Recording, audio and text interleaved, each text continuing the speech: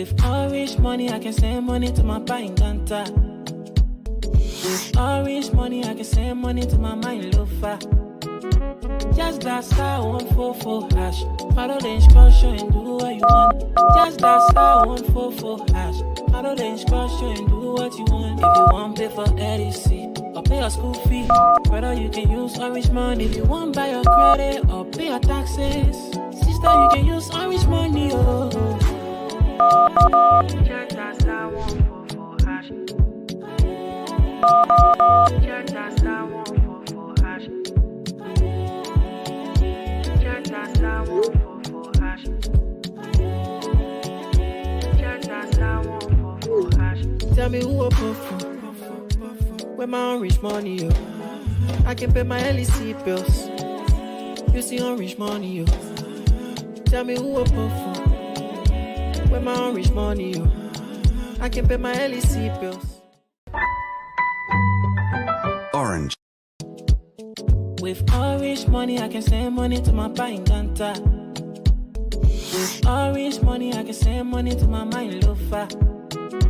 Just that star 144 hash. Follow the instruction and do what you want. Just that star 144 hash. Follow the instruction and do what you want. If you want pay for LEC or pay your school fee, brother, you can use orange money. If you want buy your credit or pay your taxes, sister, you can use orange money. Oh. Just that star 144 hash. Just that star 144 hash. Just that star 144 hash. Just that star 144 hash. Tell me who a puff where my orange money, yo. I can pay my LEC bills. You see orange money, yo. Tell me who a puff where my orange money, yo. I can pay my LEC bills. Orange. With orange money, I can send money to my buying ganta. With orange money, I can send money to my mind loafer. Just that star 144 hash. Follow the instruction and do what you want.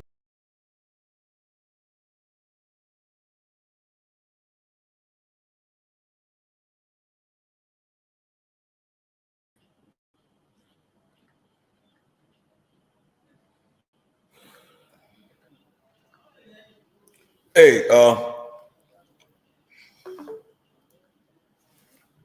it's good. Good day. Good to be back on the Closing Argument Show. This second day of November, 2023. I'm St. Tomalin, George, live from Liberia, where all the action is going. And today, you know, it was Thanksgiving Day in Liberia, and Liberians throughout the nation went to the various places of worship to pay homage and give God and our Creator and the thanks and appreciation for the good things He has done in our lives and as a country and people. And a lot of breaking news tonight. A lot of breaking news from all over the place. As you all know, one of the top news today. Our former network Spoon CEO was giving his fate today before a federal judge, Rodney Smith, in Florida. Hopefully, we have reporters who were in the court today, who was present in the court this morning when during the whole event. We hope to have one of them on the set tonight. We're looking forward to have him on the show tonight to discuss more about what happened in the court today. But besides that, there are also in endorsement today by the All Liberian Coalition Party, ACOP, but it was missing. The standard bearer, Lieutenant Kamara, and some NEC members endorsed the UP, and the vice standard bearer and other members endorsed the CDC. And then we come to the CPP. A few minutes ago, I received a statement from Mr. Cummings, the standard bearer of the CPP, giving his position about the endorsement.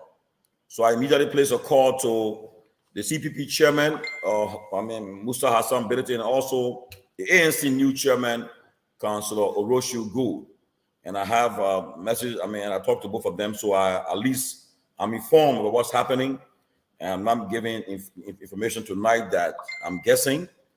I've talked to both the chairman of the CPP.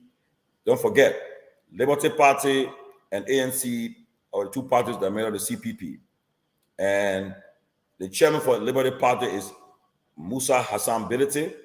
The chairman for ANC is Councillor Orosha Gu. But for the CPP, Musa Bility was serving as the national chairman. So I talked to both of these guys. So I'm aware about what's going on. But it's good to be back on the closing argument. And we discussed the news here tonight. We'll be very, very honest and clear. And we'll give the Liberian people exactly what's unfolding in and around the country. As we also speak, the campaign is on.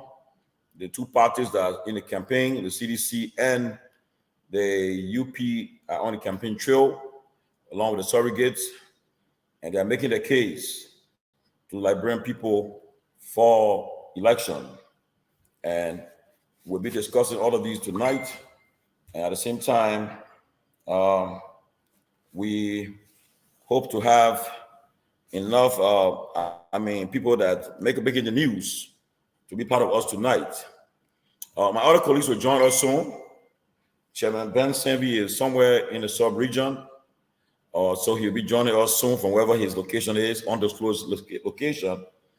And I know Peabody will also join us. Keff Hassan will join us tonight. Hope to have our other guest panelists joining us tonight. Lofa Julius and Robert Gagwa and so forth. The time is 8:48 p.m. in Monrovia, Liberia, and there's the closing argument, and we are part of what's going on in the political landscape. Before that, let me just welcome some of our guests, our regular viewers. I see Bella Isabella watching from Minnesota, Mambo watching from North Dakota, Bismarck, Christian C. Davis watching from the People's Republic of China, Wuhan City. We also see Jose Snare watching from Duazon, Magibi County, Liberia. We also see Eric Kwameni. What's up, Eric? What's up? Please share the closing argument. Please share the show. Please share the show. Please share the show. Please. In your chat rooms, on your pages. Please share the show. We also have Miss Yvonne Adigibi, watching from New Jersey. We also have Banoyan Walters, watching from District 17 in Brussels City. I was around there today, though. George Kilby is watching. Riza Sawyer. Darius Gerald Pantin, watching. Asata O. Dawson, watching. From Maryland, USA. Jala Washington, watching symmetrically. Maybe words. Jamal Harris, also watching. George Soko, watching from Douala, Bushra Island. I was down there today too. Yeah. And well, so far we just want to say welcome again. And we are on the closing argument show. And we hope to have a nice show tonight. Let us come and make it happen.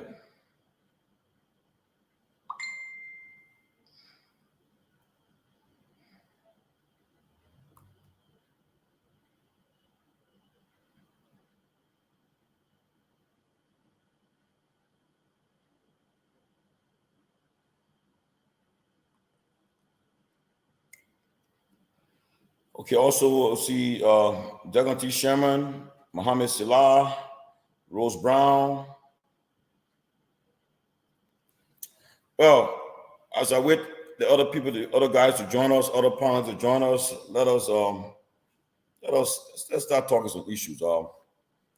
First of all, let's talk about the endorsement first, okay? Today, ARCUP, the National Executive Committee of ARCUP, led by the standard bearer, Lucini Kamara, endorsed the runoff, the presidential bid of former Vice President Joseph Boakai. at an elaborate program. But on the same side, the vice tenor bearer to him took his own group to endorse the CDC. So, politics is very divisive, it's a very divisive stuff. So people are divided. So, two endorsement, one want the CDC, one want to unite the party. That's where we are with the endorsement. And they are making the case that why they're making the endorsement to both parties. And so that's where we are. And then the CPP, tomorrow at 12 noon, according to what I just received, they were making their endorsement as a party. I know Mr. Cummings issued a statement this evening saying that he's staying neutral, but he supports whatever decision the CPP takes tomorrow. They're already taking a decision, but he supports the decision they will take tomorrow in making an endorsement. And it's a democratic process. The National Executive Committee of the CPP voted to make an endorsement tomorrow. And Mr. Cummings says, since he's in consultation with other stakeholders, he will continue to, excuse me, who's here?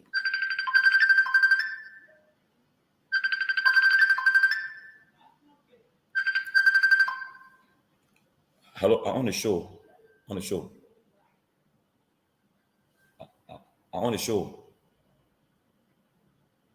Hello? Yeah. Yeah? Yeah, but let me go after the show. I'm on live right now. Yeah. I'm sorry.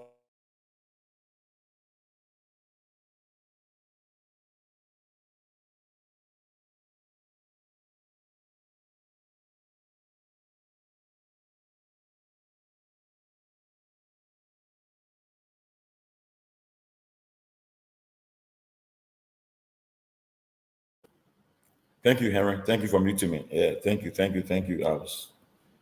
I'm sorry. Thank you. Yes. So as I said earlier, so the CPP tomorrow afternoon at 12 noon will be making an endorsement, but they have already taken a decision. They have made a decision. I spoke to Chairman Gu and spoke to Chairman Ability, and they said they have taken a decision already, and they will be endorsing tomorrow. I know who they will endorse tomorrow, but I want them. They will say it tomorrow. They'll be making a decision. They will be saying it tomorrow at the press conference. So I know they're already taking a decision. Mr. Cummings is saying that because of his ongoing consultation, and he's calling for forensic investigation of the ballot of the first round. He wants to stay out of everything, as he also consult with other stakeholders and international folks. So, but with that being said, the CPP decided to take a decision, and he said, well, what decision they take, or they are taking, he will support the decision because it's democracy. So that's where we are. But I know when the other guys come up tonight, we'll talk more about that. And then let's go to the Stanton case. Let me say something about our people in Liberia. Prior to when we were on Spoon Talk, I remember there were times that Stanton used to defend President Weah and the CDC government. He used to say he was very giving strong support for the government. He used to defend the president. In fact, the people used to say, Spoon is CDC platform. Spoon is being sponsored by CDC government. They said all kinds of things at the time. They were accusing us. They said a lot of things to us. When we came to Liberia last year for the bicentennial, they said, just we are governments bought our tickets. They pour in hotel, they get our cars, get our armed security and everything. People on Facebook writing all kinds of stuff, saying all kinds of things about us. that were bought by the government. The government had bought us, and we were insulted, we were attacked. People, I mean, they just say everything they said about us. Then, during the case of the CPP case, about document case, some of us, for me, I was clear. I said it was a bogus case against Mr. Cummings.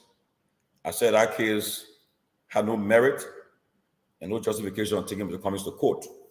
I said it was I kept saying the bogus case, but Stanton, he and others said it wasn't a bogus case, it was a legitimate case. In fact, they said you're one of those who said, Cummings, finger the document, and we said no evidence. We came to Liberia, went to the court and all, and we said that we had no case on Mr. Cummings, and that he didn't finger the document. That went on, and we were back out on our platform. In fact, the very parties in the election, they were attacking us consistently. When he started to criticize the government, some said, "Oh, he was pretending." Then came January, when Stanton got arrested and was indicted. It became a joy to the very people who were criticizing us. The very people you see today on Facebook saying, "Oh, they were praying for Stanton. They praying for him. He's a good man, doing all kinds of stuff." These people took almost a month to denigrate us. They attacked him. I mean, they said the worst things about him. They went on to say every nasty thing you team had said about him. They attacked us. In fact, some of them were wishing that we, the rest of the guys were involved, wishing we would be called to. They attack him. Every day you come on a show, they will be attacking, calling him all kinds of names. The very people you see today. When we left Spoon, they followed behind us. They attacked us too again. As the election process came near, got moved further, and when they realized that Stanton had taken a side to support the former vice president of Unity Party, they did a 360. Oh, they started to now defend him and praise him. It went on praising and defending, and now, has Stanton said he will support CDC or George Weah? UP people today will be wishing him, they won't be saying what they're saying today. And even some of the people that went to the court with him today, they were the same ones who used to denigrate us with on Spoon, attack Stanton, attack us, condemn our platform.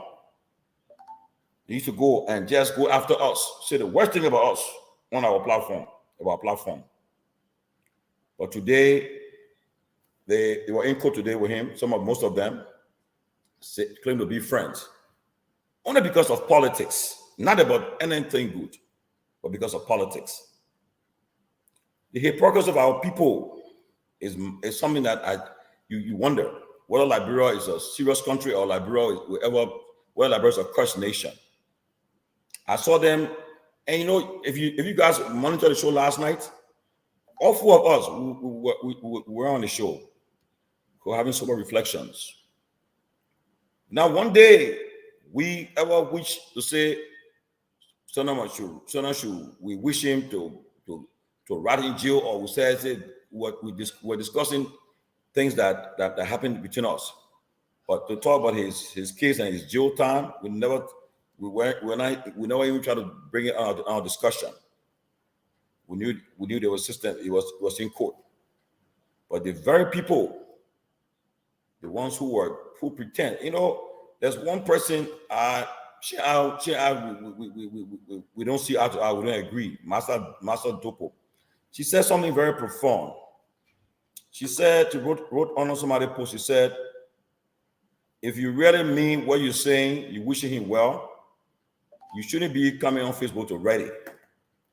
Send it to him in private. And I agree with her. Because you people are writing, and we're praying, God, God should do this, God should do that. But the very people, but the same ones who, when the day he got arrested and indicted, was attacking him, was bringing him down, or wishing the worst to happen to him. They attacked all of us because of politics today, because he took a side in our politics. So now they are wishing the best for him. Which, for me, I know him personally, I know his family. I don't wish ill on anyone, okay? Because only God can judge us. So now today, I see they run to social media trying to take whatever the judge said today, they're making their own interpretation and so forth. What they don't know is that no matter what they say, what Sterling is going through tonight, it's not time to do a victory lap.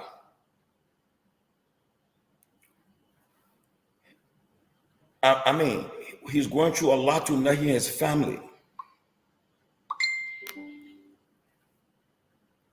To put someone in a federal prison for 1 month, and then after you are released, 3 years of supervised federal or supervision, on federal supervision, and to forfeit all your properties you own. And they're still saying that whatever properties you have anywhere else during the process, we're still going to go after it. And then he had to pay $3.5 million today to the court, plus other stuff. Maybe the legal people will come and explain it better. It's not something easy he's going through. There's a scar that will be on him for the rest of his life and his family. So instead of them doing victory lap and doing all kind of stuff, they should be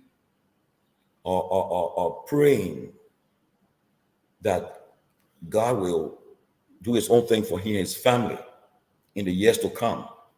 Because I can tell you this, right after November 14, and depending on which party wins, especially if the CDC win this election, you know that Unity Party will go down. They will be dismantled. They will Burghouse not run again. He'll be retiring from politics. Things will not be looking good, and they'll all forget about that young man and his family. Don't let them fool you. Only for this moment. Watch and see whether they will visit him when he's serving his prison time, whether they will visit his family, whether they will be there for him and his family. Only because of the politics in this moment, and the moment we are in today. That's why you see them doing all what they're doing. But most of them are a bunch of hypocrites. They are fake people. They don't mean well. They don't mean well. The same person you are crucifying months ago, okay? You curse him, you denigrated him, you even judge him before you render judgment on him prior to him going to court. But because he took a political side, so you somersaulted. Do you think if Sterling had decided to support the CDC, the people you see supporting today, making law, you think they will be behind today? They won't be behind him. Okay? If you had decided to say my platform will be neutral, we will not take a side, we'll give everybody equal opportunity, they won't be doing what they're doing today. So, be careful with them. Our people, we are a bunch of hypocrites. Don't let them fool you. It's not time to take a victory lap. Okay? I know some people are wishing Sterling to be in jail for a longer time, but it is God. It is God's will that the judge gave him the sentence that he was given. And so someone shouldn't talk about that. Their prayers. God don't listen to the fake prayers. Don't let them fool you. only because of the politics of the day. That's why you see they are behaving the way they're behaving now. Look, Liberian people, we are unique set of people. We are. What if somebody say we are cursed? I just understand our people. We stand for nothing. We pretend. See what they're doing to Costa now? For 3 years, Costa was going after the CPP. He went after the President Weah. He made a case for Boyka and Unity Party. They call him a hero. They cheer him up. The minute Costa took a decision to support Weah, they threw everything at him. To the extent that even went after his 7-year-old son, threatening him. So that's why I don't take most of them serious, because they are hypocrites. Posterity will judge all of us. The role we're playing today. Posterity will judge us. Make no mistake. Posterity will judge us. Posterity will judge us seriously. It will judge us seriously. Everybody have a side now, taking a side. We have roughly 9 more days. On November 14th, elections will be held.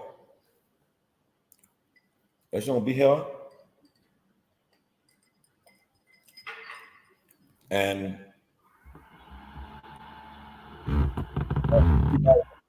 man.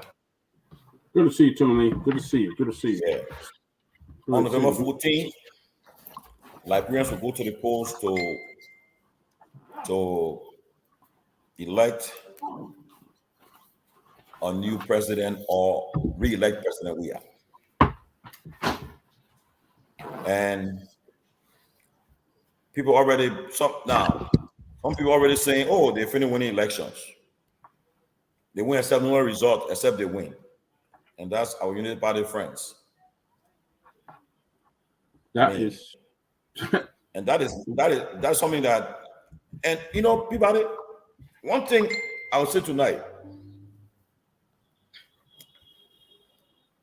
what they don't know, most of the people that's in the rescue team,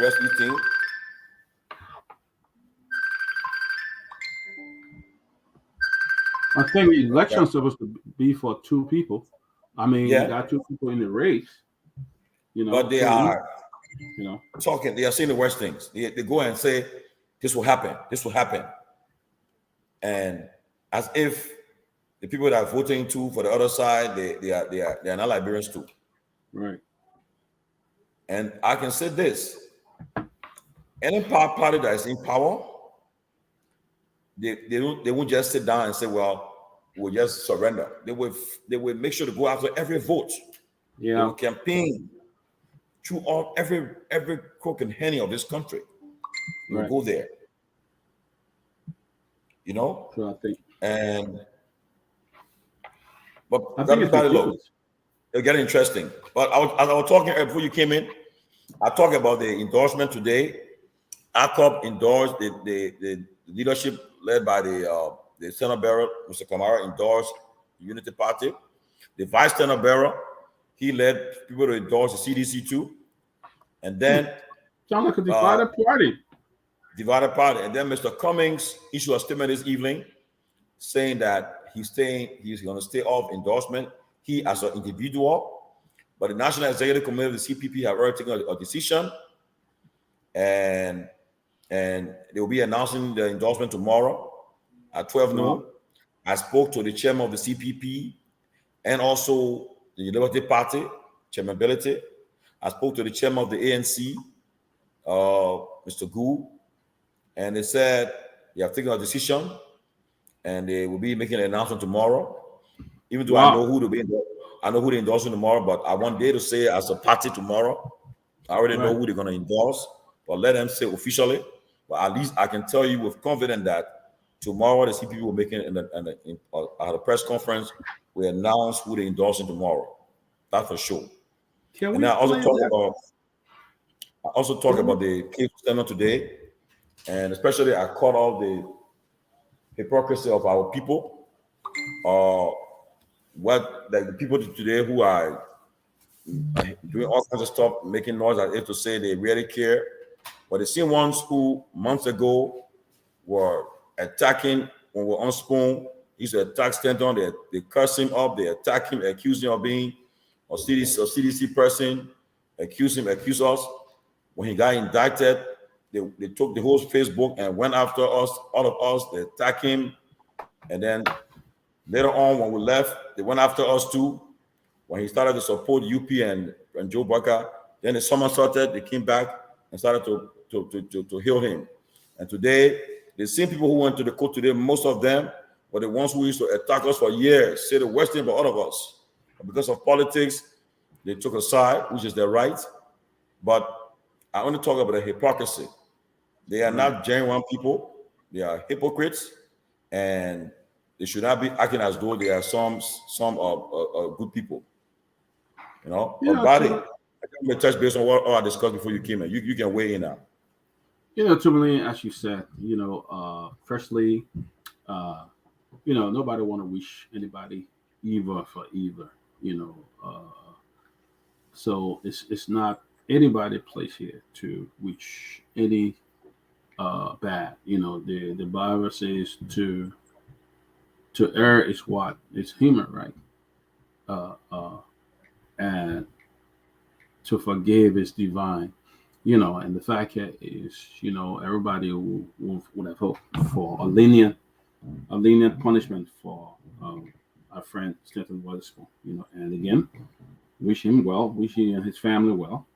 But some of the people that are going around and saying things, and like the Fatika brothers, they were one of those that insulted us. Even when the indictment came on, they were one of those who went out there and said that we should be arrested too by the FBI. FBI should persecute us and do certain things to us.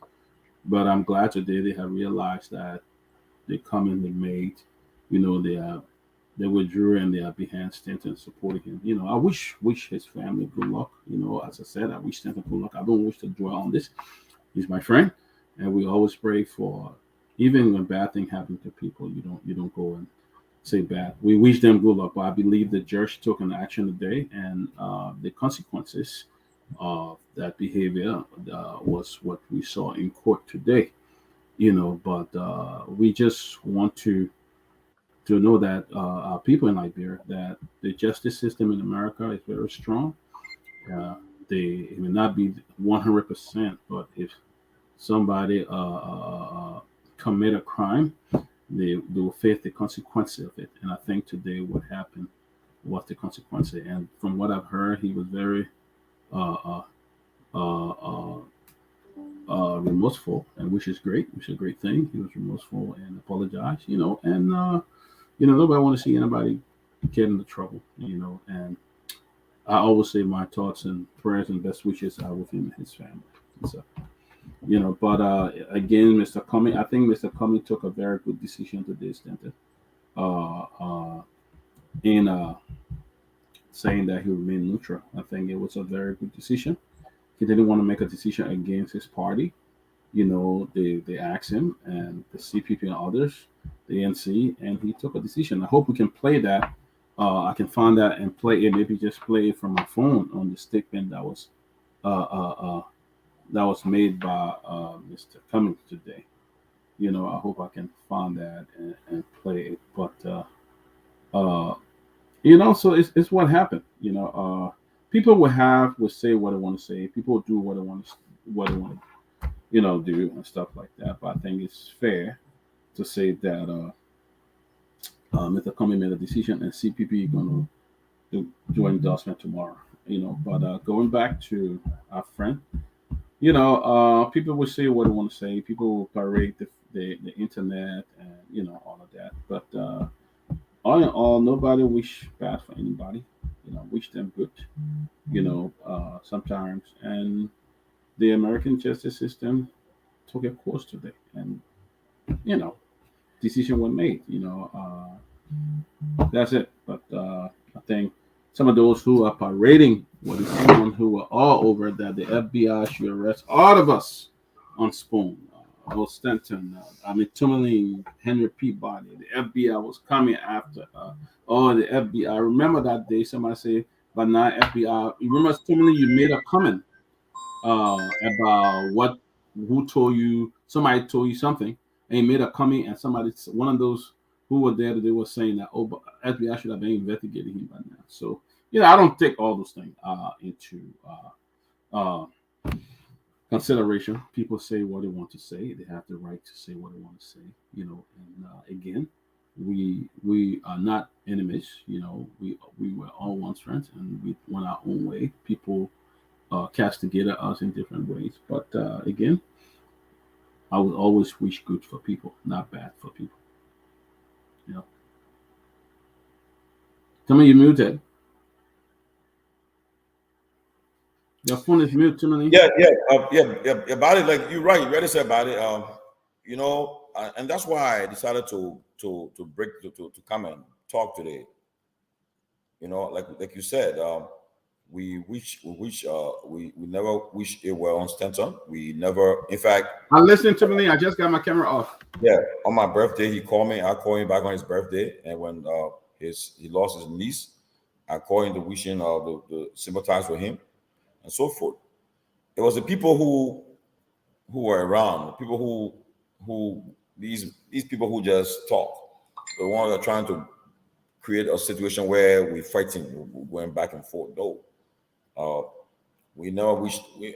Today, he went to court and he was sentenced, and I see everybody get one interpretation of what was said in the court. We have all the documents here and so forth. But again, Liberia, we got people of all the discipline. When you're not a lawyer, you act like a lawyer. You're not a policeman, you act like a policeman. When you're not an IT professional, you act like an IT professional. Right now, from this afternoon, in fact, long before they even hit Facebook, we got the information where we had somebody in the guy in the court was, it has somebody in the court who was one of the press guy. We got the information. We didn't run with it. The go say we won't put it up. People are the one who ran with it and started to put it up, and so forth. But nobody rejoicing for that. It's not an easy thing, and what he's going through is not. But I would say it's nothing for them to be doing a virtual lap. People that claim to be supporting him, you shouldn't be taking a virtual lap. You should be praying, wishing, because he's going through almost 7 years. You'll be in 7 years in the federal system. For the 1 month, which is 3 years, 5 months, 6 months, and then 3 years of supervised release, and so forth. And then you give all your properties over to the federal government, and so forth. So I just think people should be sober, should be reflective of what's happening. But yes, some of them saying, and since I said earlier, we got 2 more months to be attacking CDC, and we are again. So that's why you take this whole thing happening. So you really not there for this man, his family, but you're there for politics. You're not saying that at least for the next 2 months before the brother go to jail, we'll keep hearing family impressed. We'll be praying with them. We'll be finding ways to why he's going through that process. We'll be showing compassion. We'll be with them. We'll visit them. We'll visit him in court and everything. But you just talking about politics. You're doing it for political reasons. You're not really showing that you really care about this man, his family. You know what it means to be in a system like that, to forfeit everything that you have, that you have today, and most of them they don't know the way in which Stanton is living. Stanton is living comfortably, and to see the court coming after him, the federal government coming after him, take away all these things for him. You think that's something to be celebrating and say what? You should be showing some more compassion instead of you saying you celebrating because of politics. Because all I heard today was we're gonna go now. We got 2 more months to now to attack the CDC and the government. That's not what it's all about. You know, after you the very people who writing these things call that young man all kinds of names, things that we would never, we who we are, we would never said it. You call him names. When the day that thing happened, Peabody, you saw it on Facebook for more than a month. Everywhere they were making fun of us, they attacked him, they went after him. But when things started to change, someone saw this. I see them today. Oh yeah, this and that. When they used to say the worst things, but again, that's why I say our people, we are just a bunch of hypocrites. We don't care about anything but only ourselves, and that's why I see going on right now. Exactly. I mean, basically, what they're doing now is about them only because of their political concern. That's all they're doing it for. It's all doing it for. Let's give January, January and February, how many people want to even reach out to him or reach out to his family? They're only doing it because some of them, in some ways, they have been able to get on school, and for that's for the sake of them being known by people and information getting out there, to have the message across. But if something was going to happen today or come February, not a single one of them will have time to do that. And most of them that are going around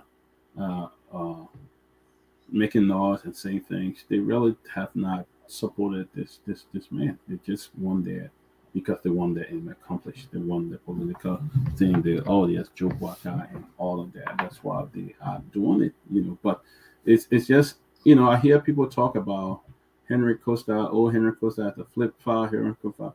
The very people today you see around, they were the same one going. In fact, some of them had threatened to even close down the station when they worked for the Liberian government.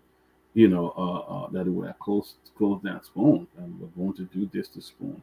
Some of them were talking. I mean, go after go after them. Or the FBI investigating them. FBI is doing this to them. FBI doing this and that. Just shouldn't be on our show. This show should be this. Okay. We had our own internal issue and we decided to go our separate way. They jump behind again. Oh, you guys are ingrate. You guys are ingrate. Very the same people. Oh, he needs to go to jail. Oh, they need to do this. And they jump right back on the show with the clean teeth. We got all the tips. We got all the comments that they made. I made a list. I saved a lot of them. Some of those very people you see on that show. Oh, yes. All the comments and things they made. They're talking about, they want to blame Henry Costa. They want to go after Henry Costa. And I mean, it's so clear. You can't, nothing you say that accelerate you from being the same flip-flopper, Then you calling somebody else, he's a flip-flopper, he's this, and stuff like that, But is it, again, as I said, the American justice system took a course today, We do not rejoice in the downfall of another person. Nobody rejoices after that. There can be fundamental differences that you guys, do think you want to work together, you want to get on stuff like that. But so it's interesting. It's interesting when people ran after. They were coming that they gave us $50,000 and it was refused, and now we left the station. And all kinds of stuff. So, it's just the politics, not long, like 14 days or 12 more days from now, all this will come to an end.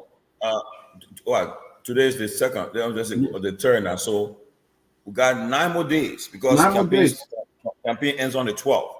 And on the 14th is election and they'll be going to the polls. And by the way, I say I have a black list like JMB. Jumajala, I thought you're a JMB supporter, so you sure that JMB has a blacklist? Jumajala, I thought you Don't mind Jumanjala, man. Jumanjala full of it. Yeah, don't mind him. so Yeah, Jumajala, you got a blacklist too? You said JMB has it? but you know, Jumanjala, I tell you though, he's a strong GMB supporter, but he loves the closing argument. Yeah, he always is. I think he's a good guy. He liked to provoke me sometimes. He provoked me 1 or 2 times, and but we made peace. He and myself, we're best friends now. Jumajala. I was saying earlier, I saw a statement today. What other dude went to work? He wrote, and there's a guy who used to insult Stanton. He used to cuss the brother and accuse the man, accuse us. He wrote and said, "Oh, Stanton, I'm praying for you. I'm praying for you." So this girl, Masa Dopo, we don't see her to her. We're not cool. But she said something, and I took it. I said yes. I wanted to say I like it. I put a like on it, but then I said no. I don't want to be part of nothing. She said, if you know you're sincere about what you're saying about this man, talk and put it on Facebook. Go in your inbox and send that message. Yeah. And if you benefited from this man, don't come and show it on. Go and pray for him. Go tell him in your inbox and pray for him. Mm-hmm. Or they were not late. Go read a letter and say and do the same things. Mm-hmm. But don't come when you're showing it publicly. You're trying to be like what the people say in the Bible. You want to show. You want to show off. Yes. If you do something good for somebody, do it quietly.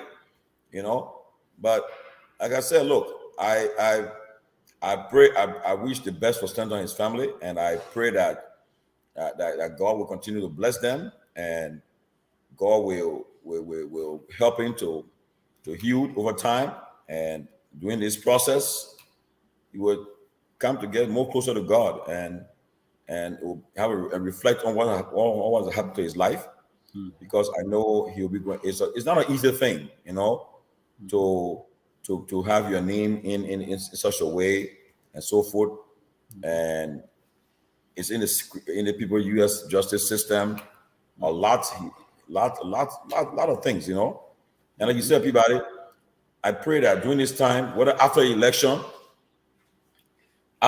ends, and especially when the Unity Party is defeated in the election, I will see what are these people. They will talk again. They will be talking about the brother. Whether they will still be wishing, they will still be doing what they're doing right now. They will be all done and gone because of politics. But Tony, we witnessing it. We're witnessing the same thing unfolding right before our eyes with Costa. You saw how the marriage was when Costa was on the UP side. Exactly. It was a great one. It was, our hero, our leader. Yeah, Mr. Costa do this. Now when Mr. Costa decided to just take a turn, now today the very people who used to be on Mr. Costa page writing this from morning to night, praising our hero, now they are the ones that are turning and insulting him. So those things, because it was the very people when we were on our former network, that we really built to a great withstanding.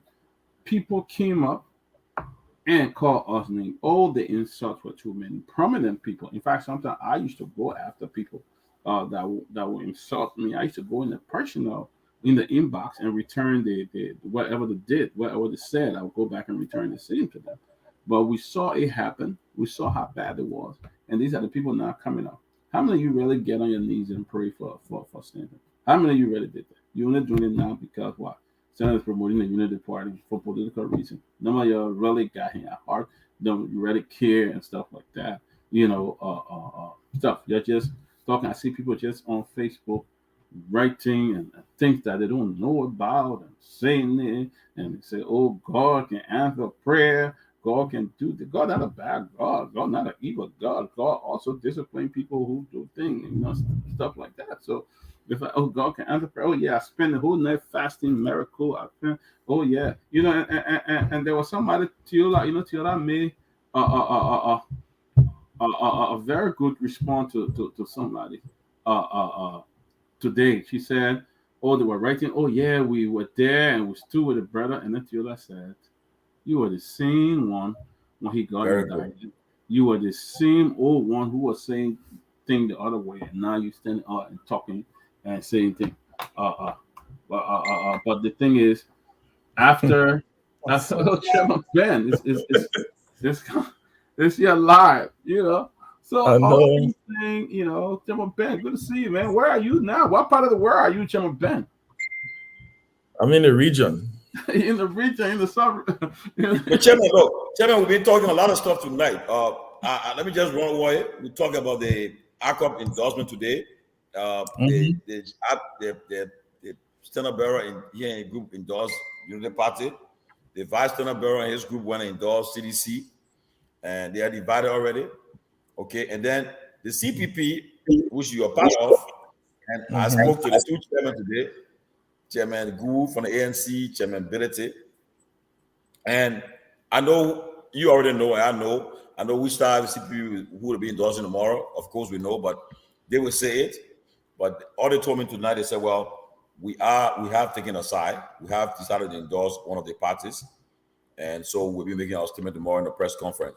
And then I talk about the Cummings say he's staying out of it because he's still working to ensure to go do some audit about what happened in the election. And lastly, we talk about our friend Stanton sentencing today. People having their own interpretation, everybody doing their thing. But I was mainly coming on people who today pretend to be showing that they really care when the very people accused him and denigrated him, insulted him when he was on the platform, calling him a sedition and everything. But today, politics today now, they're taking a side and they are claiming to be the best, the best ally to him. So we're just all the things we've been discussing tonight. And for me, I'm just talking the hypocrisy of the Liberian people, how we are hypocrites and we're not serious people, seriously. Because and you know one thing I'll tell you somebody I was before I came on the show, I'll tell my sister and her husband, and I said, look, you know, Ben, I would tell him, he said, when I tell him, I said, Ben, look, Liberians, we are be the moral conscience of Liberia. He said, Tommy, you get it from here. Liberian people, you want to put a neck for them. You see what they're doing to the other people? Look at Costa. You know, I know Costa for 3 years. Costa was going after the CDC and the CPP, promoting boycott, everything. When Costa decided to say, when he said, look, I will not go this way, I'm going to boycott now, I'm to do they go after the man's son. They threaten to go after that innocent boy. They attacking him, saying the West Coast now. I mean, I think I'll take them serious for real. That's why I don't hardly respond to them on post, you know, on anything on Facebook because they're really not serious people. And again, Ben, look, Chairman, welcome, man, charming. Thank you, and it's good to be here. Thank you guys for holding the platform down. I know it's been a roller coaster ride. Like we said, we are in the region. Tomorrow we will be making landfall in the bailiwick of the Republic. And as the CPP makes a decision tomorrow, we're going to be full blast. We're going to be going full blast in, in picking a side in this process. Some of us do not have the history of not taking a side. Sometimes those decisions may lead to a lot of people thinking certain things, but at the end of the day, I believe that people are supposed to make a determination on where they want to go. So you are right. The CPP will be speaking tomorrow. I think we got a clear understanding of where things are going to be headed, and we look forward to engaging in the process. On the issue of Stanton, I think I said it before on this show, and I said it on other shows. There's nothing personal there. I wish his family well. I think you guys spoke well. Lao and the kids are in my thoughts and prayers. I'm glad he owned up to what he did because one of the things that people tend to forget is that there were a lot of people who got hurt as a result of this situation. And so I'm glad he was able to own up to it by pleading guilty, by cutting a plea deal. Pretty much he admitted to what he was accused of. And from all indications, we believe that he was sentenced today. And he will do his time. You know, there's consequences for decisions every one of us make. But like I've said over and over, um, whatever that has happened, Stanton was once a friend, a brother. I think there was a lot that happened. I don't intend to relive it or rehash it. I think at the end of the day, we all must look at the glass as half full. Talking about the Unity Party people and him being their new hero. I mean, I think you said it right. Look, at the end of the day, I've always said it: the Liberian people, or not the Liberian people, but segments of the population, people decides to pick whatever they want to pick. I think Peabody said it right. You know, I remember some of the folks today who are talking were the very folks who, in the beginning, who claimed that we should not have even been on that platform. That we should have made a determination immediately and walked away. And contrary to what they thought, we didn't. We stuck it through until we had the differences that we had, and eventually he ended up doing exactly what we had asked him to do. But with that being said, listen, Stanton has his cross to bear. I know Liberians. I know Liberians. Like you rightly said, this is only about the elections, and I can guarantee you, if Stanton was not supporting the Unity Party, they won't be calling him hero. Maybe Seditians will be calling him hero, but the Unity Party folks would have been saying everything possible. I'm reminded of something, and I want to bring this up before I jump on to the next topic. Okay. Um, you remember when Sheikh Bashiru? In fact, I understand he's out now. I think he served, I think about 18 months or so. You remember when the Sheikh Bashiru thing came up? And you remember when Mo Ali attempted to put a picture that I was in with Sheikh Bashiru? I think we all met with the president and all of us. And they attempted to put the picture about making it appear like, oh, I was hanging out with criminal. I was hanging out with somebody who had done wrong. And I think they berated the vice president for taking a picture with Bashiru. In fact, it was all news. It just tells you about the hypocrisy of our people. But again, like I said, I have grown, and I have so much experience with our people that these things don't move me. I'm being honest with you, Tomini. I sleep sound at night. I don't care about what they think. I don't care. I don't care about their opinions about me. But I always keep one thing in mind, is that most of these people are very fickle. Most of these people only do things because it is serving their purported interests at that moment. Some of these people, God forbid, if Joseph Boycott becomes president of Liberia tomorrow, 3 months into that presidency, you will see some of these very people will start cussing Joseph Boycott, and will start cussing his officials. And they'll guess what they will do? They will cling on and try to go find a new hero, because that's what Liberians are. A majority of us lazy. We always like for people to do things for us. We always like for people to take fights for us. Like you talk about my brother Henry Costa.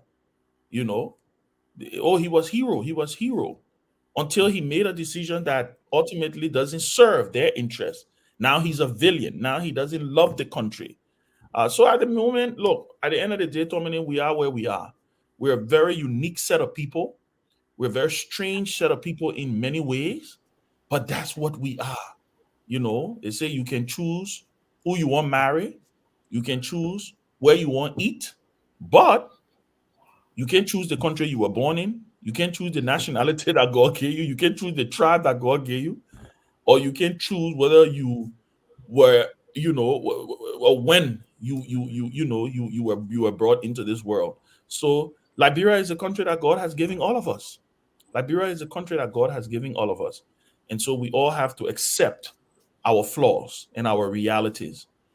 So with that being said, like you said, look, I wish Lao and the family well. I think It's going to be a difficult time for them, and I hope, hopefully, within the next 2 months, he get a chance to spend a lot of time with his family. He has a young son. He has beautiful daughters. They'll get a chance to say that. My heart broke when I read the letters from his daughters to the judge. That was what I was paying attention to, not all the other ones that I continue to see that were side attractions, right? But when I saw his family, when I saw Lao's letter, when I saw his daughter's letter, because those are the real people who actually are going to fill that void. Our people are going to just talk. By the time November 14 come and pass, trust me, it's going to be it. That's what it's going to be. So at the end of the day, let's see where we are on the issue of politics. Tomalin, is going to get interesting. I think at the end of the day, we're gonna have a runoff. I think the stage has been set. I believe the CDC has the momentum going into this runoff. I think ARCOP did an endorsement today, but I think it was a split endorsement. But you know the Unity Party will be Unity Party. They will try to make a mountain out of a mole. From my estimation, I was speaking with folks who were there. I saw more Unity partisans at that rally than I even saw ARCOP supporters. So so these things. But at the end of the day, let's also remember that endorsements may not necessarily be where everybody follow the leader. There's not going to be a higher turnout as it was in the first round. There's never that, right? There's not going to be the level of excitement that you saw going into October 10th. That's not what you're going to see on November 14. But people are going to go and vote, and at the end of the day, a decision will be made. I believe, like I said, the CDC has the momentum going into this thing. The fact that President Weah came on top in the first round, I think he has a lot of wind in his sail. People can, and I always warn people about the danger of propaganda. Propaganda has a way of making you eat your own reality. Like I always like to say, getting high on your own supply. But at the end of the day, when those numbers come out, because you remember what was the propaganda before October 10th, Tomalin, that George Weah was going to be defeated massively. He came on top. More people voted for George Weah according to the results. More people said they want him to stay as president. So at the end of the day, let's get a chance to look at it, and let's get a chance to see what has happened. I believe that the country is going to move forward. The country is going to thrive. Those who will have the grievances, whatever crimes they will have, pass through the legal process and do the things that you need to do. But the country is not going to burn because somebody believe that something didn't go their way. And with all of the noise that we see, the only thing that I'm anticipating, Tomalin, is the quietude after this process. I'm waiting to see how Facebook is going to look after this process. I'm waiting to see what some of these people are going to be doing with their lives after this process. You got to understand, this thing has consumed our lives for the last 5 years. I remind people, this is the longest campaign I've seen in my life, for the last 5 years. And I think it's also because of social media, right? So I'm waiting to see what they're going to do. Those who have made a living out of this thing, those who wake up in the morning and all they do is just get on Facebook and abuse and write 10, 12 pages. I saw a post from one of my small brothers saying that I've never held a job before in my life. And I just laugh because it's just funny when I laugh when I see these things, because I always like to say to people, there's always life after politics, and we have a duty to do that. But it was a great. I'm looking forward to it. I'm excited to go home tomorrow and hit the ground running. Yes, thank you, Chairman. Look, again, look, as I said, we're in interesting times, and if people make a mistake thinking that they already have won this election, they must be joking, because I said the other day I was on the show. I said, if election is held today, from what I see, all things I'm looking at, George Manuel Weah will be re-elected. Say what you want to say. I'm looking at everything I've seen on the ground. He's standing a chance. He's in striking distance from being re-elected. I know that you people want to hear it. They can say what I want to say. I'm talking from reality. Okay? And They won't be surprised. And like you said, someone else saying that if they don't win, they will do this, do that. And what will happen? The very officials from the rescue team will be the one calling for calm. Because nobody will be calling for calm for. Because take for example, do you think people who have invested a lot, they have won their seats? Somebody suppose got 6 years on the state for instantly they loan them. You think they're ready to forego it, to say they won't plunge the country into some kind of a chaos? No. So your duty, your job is leave Facebook. And most of the supporters I see they're on Facebook in the diaspora. They're talking. They're not on the ground, not registered to vote. They are not taking part in the elections on November 14. There will be low voter turnout. These are things that you should be looking at. Some of the people that got elected as lawmakers, they truck people to these various counties. These people are not going to go back again. Okay, they don't have the resources to carry them back.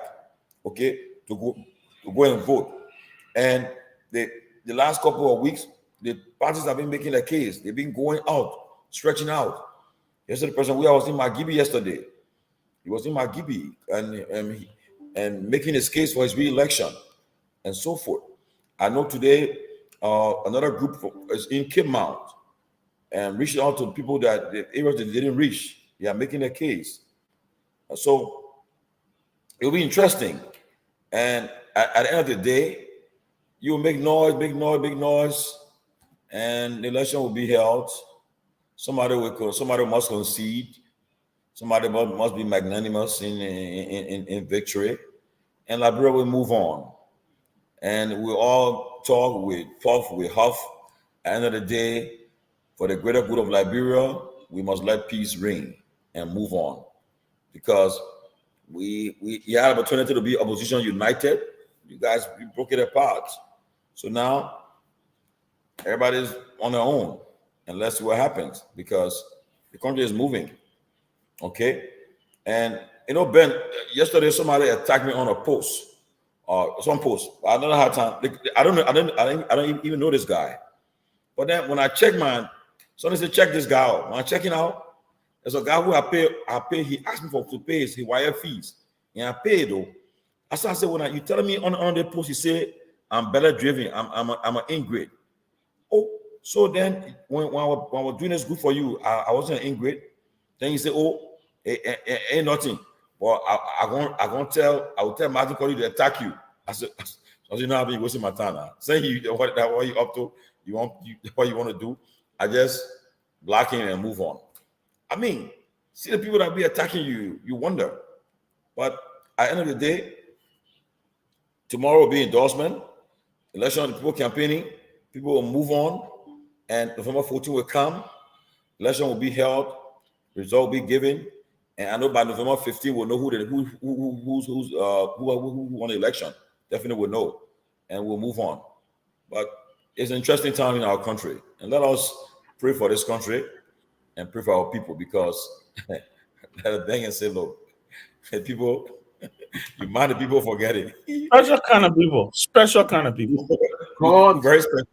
Special kind of people. You can't. I'm telling you, Peabody, special kind of people. Very special kind of people. The people are just, you don't kill yourself. Don't. No. I keep saying it. Don't do it. Don't try it. Don't ever do it. And if you attempt to do it, you will be left by the wayside. Look, let me say this for people that come in. I listened to Dr. Isbama Famule on Prime this morning. A very intriguing interview, well detailed. He's a man that has a strong command of the English language and knows how to expound and say the things that he wants to say. And he endorsed Vice President Boakai, and I saw a lot of folks. But first of all, I didn't think the endorsement was surprising, because I think you can see, and I think I said it the other day, the election has turned into a clash of generations, right? What we are is representing. It's not that I'm not saying any young people not following Boakai, but what we are seems to be representing is and let me say this before I go there. it's almost like a lot of these folks have not realized that the country has left them behind, right?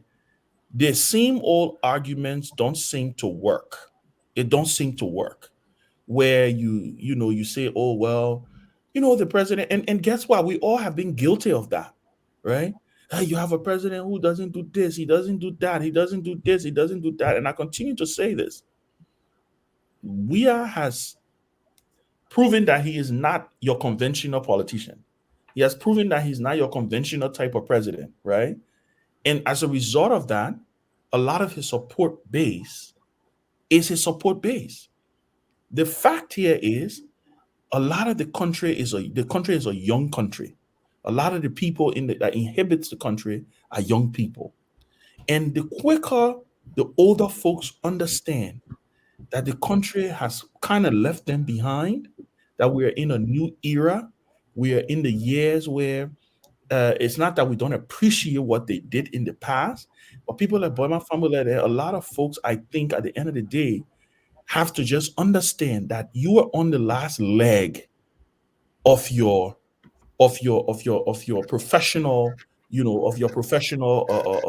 journey.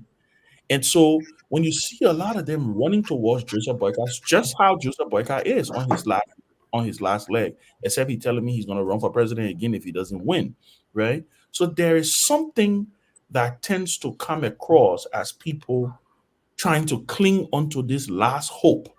That's why you see there is so much desperation and anger. It's almost like I said, it's a clash of two generations. You see the two passions colliding. You see the two generations colliding. One believes that Weah represents represents them. He's one of them. They look themselves in the mirror, they see George Weah. The other believe that, listen, if we don't get it this time, this is it for us. These young folks are trying to close the door on us. So I can understand where all their passion is coming from. But people, I knew you wanted to come in, so I'm sorry for interrupting you. Good to see you. Good to see you, Robert. Robert was our host yesterday and did a fabulous job on the show yesterday. Yes, I actually went and watched the show afterwards. Oh, it was the show was I was actually on the plane when I watched it. Yeah, it was great. You know what kind of treatment? You know that's not coach. Oh, that's not economy. I saw Doc. I saw the man picture. He reminded me of Dylan a little bit. I said, man, no. At least Ben is in it. Ben is in it. He's in business class and he's trying to not take the full picture. I know, right? Before they say that, I know who sent me ticket money to buy. Yeah. But can you imagine? I heard my little brother Martin Colley. Martin. Look. When I think about Martin, I just laugh. You know how I met Martin? I met Martin through Charlene Brumskin.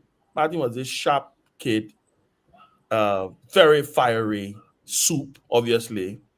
And I remember when I was national chairman of the Liberty Party, Charlene, he went to meet Charlene, and Charlene was like, I need you to meet Ben. You're so young, you're so fiery, energetic.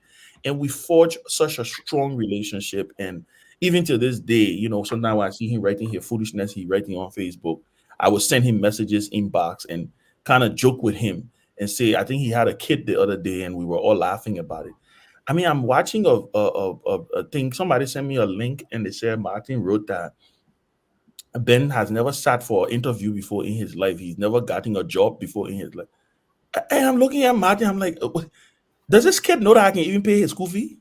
Like, really? Does he know that I can pay his tuition? The place he's going to school at, But again, he's rescued Rambo. I think after the elections, he will go back to be the activist, and some sanity will come into play. They're taking this thing all personal and making it look like. What does Martin? What does these kids think? What do they think? Do they think that if Joseph Boyka become president of Liberia tomorrow, there's going to be a magic wand that will be waved? Like I said, 3 months into that purported presidency, God forbid, by the way, it's not going to happen. So I think you can clearly see where I'm headed. So God forbid, right? 3 months into that presidency, some of these very people will start pontificating and running their mouths and calling Joseph Boyka corrupt and calling his government corrupt. And they will start running and looking for new heroes. But you know what? And it's just interesting because at the end of the day, Tomalin, it's sad. It's sad because when you see a lot of young people who pass around and talk, and then some of the older folks you see, sometimes I see some of the older folks cussing. And so when you click on a picture, because this is what sometimes I can do. I can go in when somebody calls me, I can go and look at a picture. Just like what you said, right? Yes. And then I will see the message. Yes. They say, and on Facebook it can say message, and it can have 1 or 2 or 3. So then I will click on Yeah. it because I have like I don't know how many people following me. So half of the time I don't look at Messenger. When I go, I see he did not send me 5 different messages. Oh, Chief, how are you? Oh, this one, oh, da da da. Some even the older folks. So now when you see some of the picture, I'm like, they want too old for me to even respond to him. I mean, you gotta, this politics and this Facebook thing has just turned people to go mad. They've gone nuts. And that's why I say I can't wait for this process to be over with so people can go back to their lives. Because this is just it's just mind blowing, man. I'm sorry. I just felt like I had to say it. Ben, you struck a point here, and this make it so difficult sometimes that to even want to help or help some of these young people who really are asking for your help because you don't know what they're going to do to you in the end. I know I had a young man who wrote one time, "Oh, that Peabody have never done nothing for Liberia. You're in America. You're so foolish." I mean, he said some strong words, and then I went to go and check who was writing that. Somebody who's very irresponsible, stuff like that. So I decided to respond. I said, "Man, if you want to know what I've done in Liberia," I sent him my organization website. And the next thing he wrote back to me, he wanted to be my friend, was asking me for help to help him to go to do something. And I look at this fool. I'm not going to help you. She no different than I'm not going to do that. But when he saw it, I mean, he wrote me like 20 different times, went in my inbox. "Oh, I leave you on the ground when you come. When you at least join with you to do some work and stuff like that." But I mean, they don't know because I'm not the person who go on Facebook and just publish every day. They don't know that we sponsor 20, 30 students every year. Pay them money, pay the school, and give them allowance for books and different things. But we don't say that. So now they come after you. I mean, one now we disagree, rather than go there and just insult it. Too many hours in Liberia some time ago was sitting somewhere, and this lady who I expected to be very responsible, and she started going after the same thing, and too many just kept professionally provoking her. And she was like, "Oh, you come from America. You don't want to bring in all the trouble in this country. You think and stuff." And Tomalin was very calm. He was not upset, but he kept provoking her. And I could see it getting to her, getting out of her seat, yelling and stuff like that. I said, "You know what? Tomalin, I think we got to try and get." In fact, what I did, I offered every one of them, to all of them, to take a drink on us. As mad as, I mean, it was a major unity party. I don't know how we end up in that. You guys understand? Do you know why the Unity Party folks? Robert, maybe you need to answer this question. Why are they so angry though? I don't know. Why? I'm being honest with you. I've seen in the past elections, I've seen seditions when CDC was in opposition. I never saw a lot of anger. I saw a lot of passion. I saw a lot of passion on a group of people who wanted to make this man president by all means.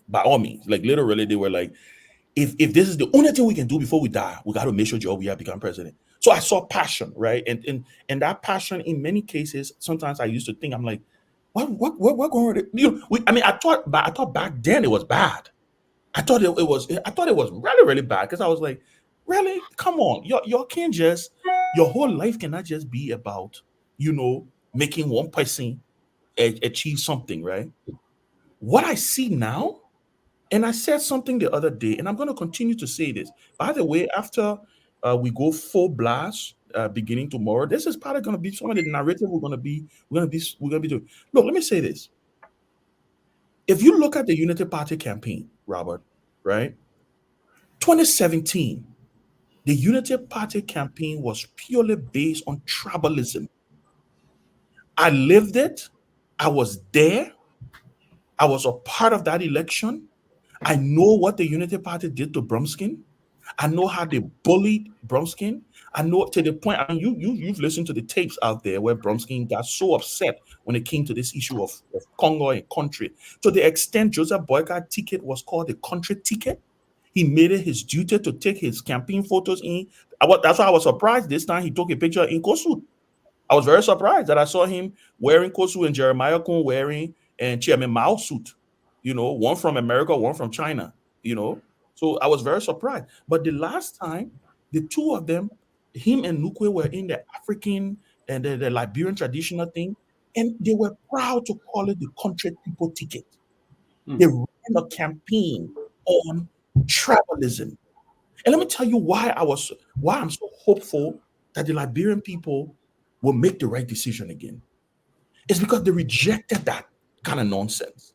There were a few fringe elements who thought it was a selling campaign, it was a selling point.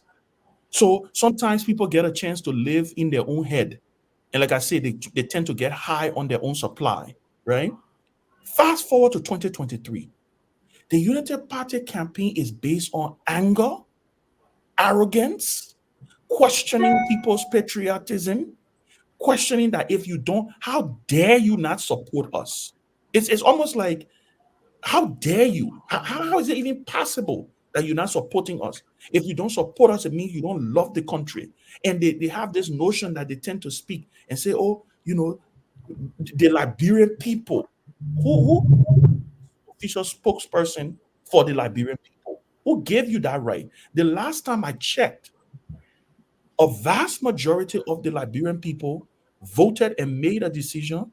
More of them decided that they wanted George Weah to stay in power. If you look at the last set of numbers. So if you look at the correlation, right? Like I said, 2017, tribalism, 2023, a sense of entitlement, arrogance. All right. It's just, I don't understand how these people think they can win a national election. I don't understand it, because there's a lot of people who are paying attention. So I don't know if you want to chime in on that. Thank you, Chairman. But the difference, I don't think there's much of a difference, because not only did they reject Bromskin on grounds that he was a Congo man, but they also rejected qualified Liberians.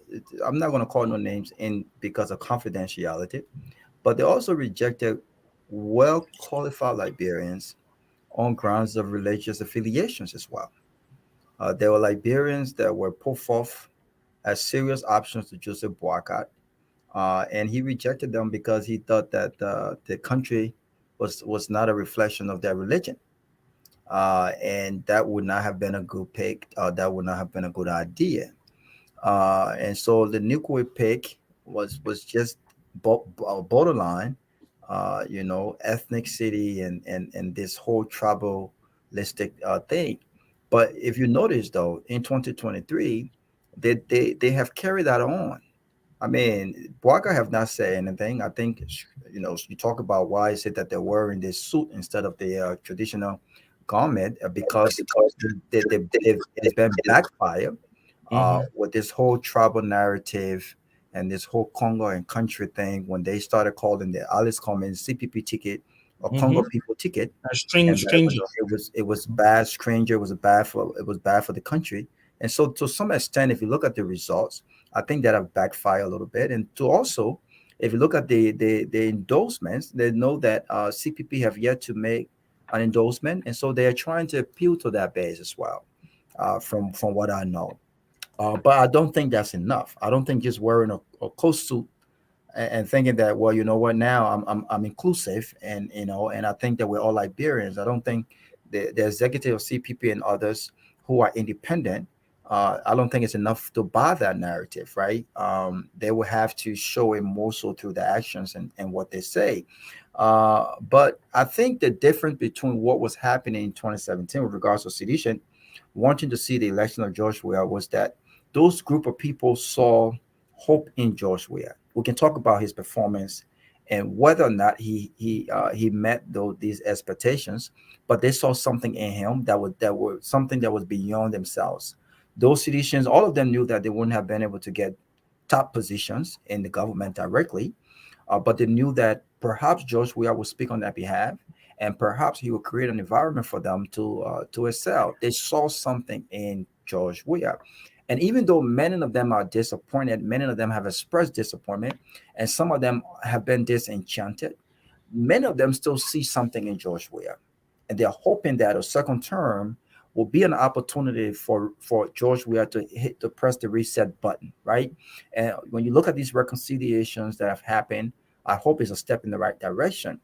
What you see with the Unity Party, though, is a bunch of guys who have tasted power.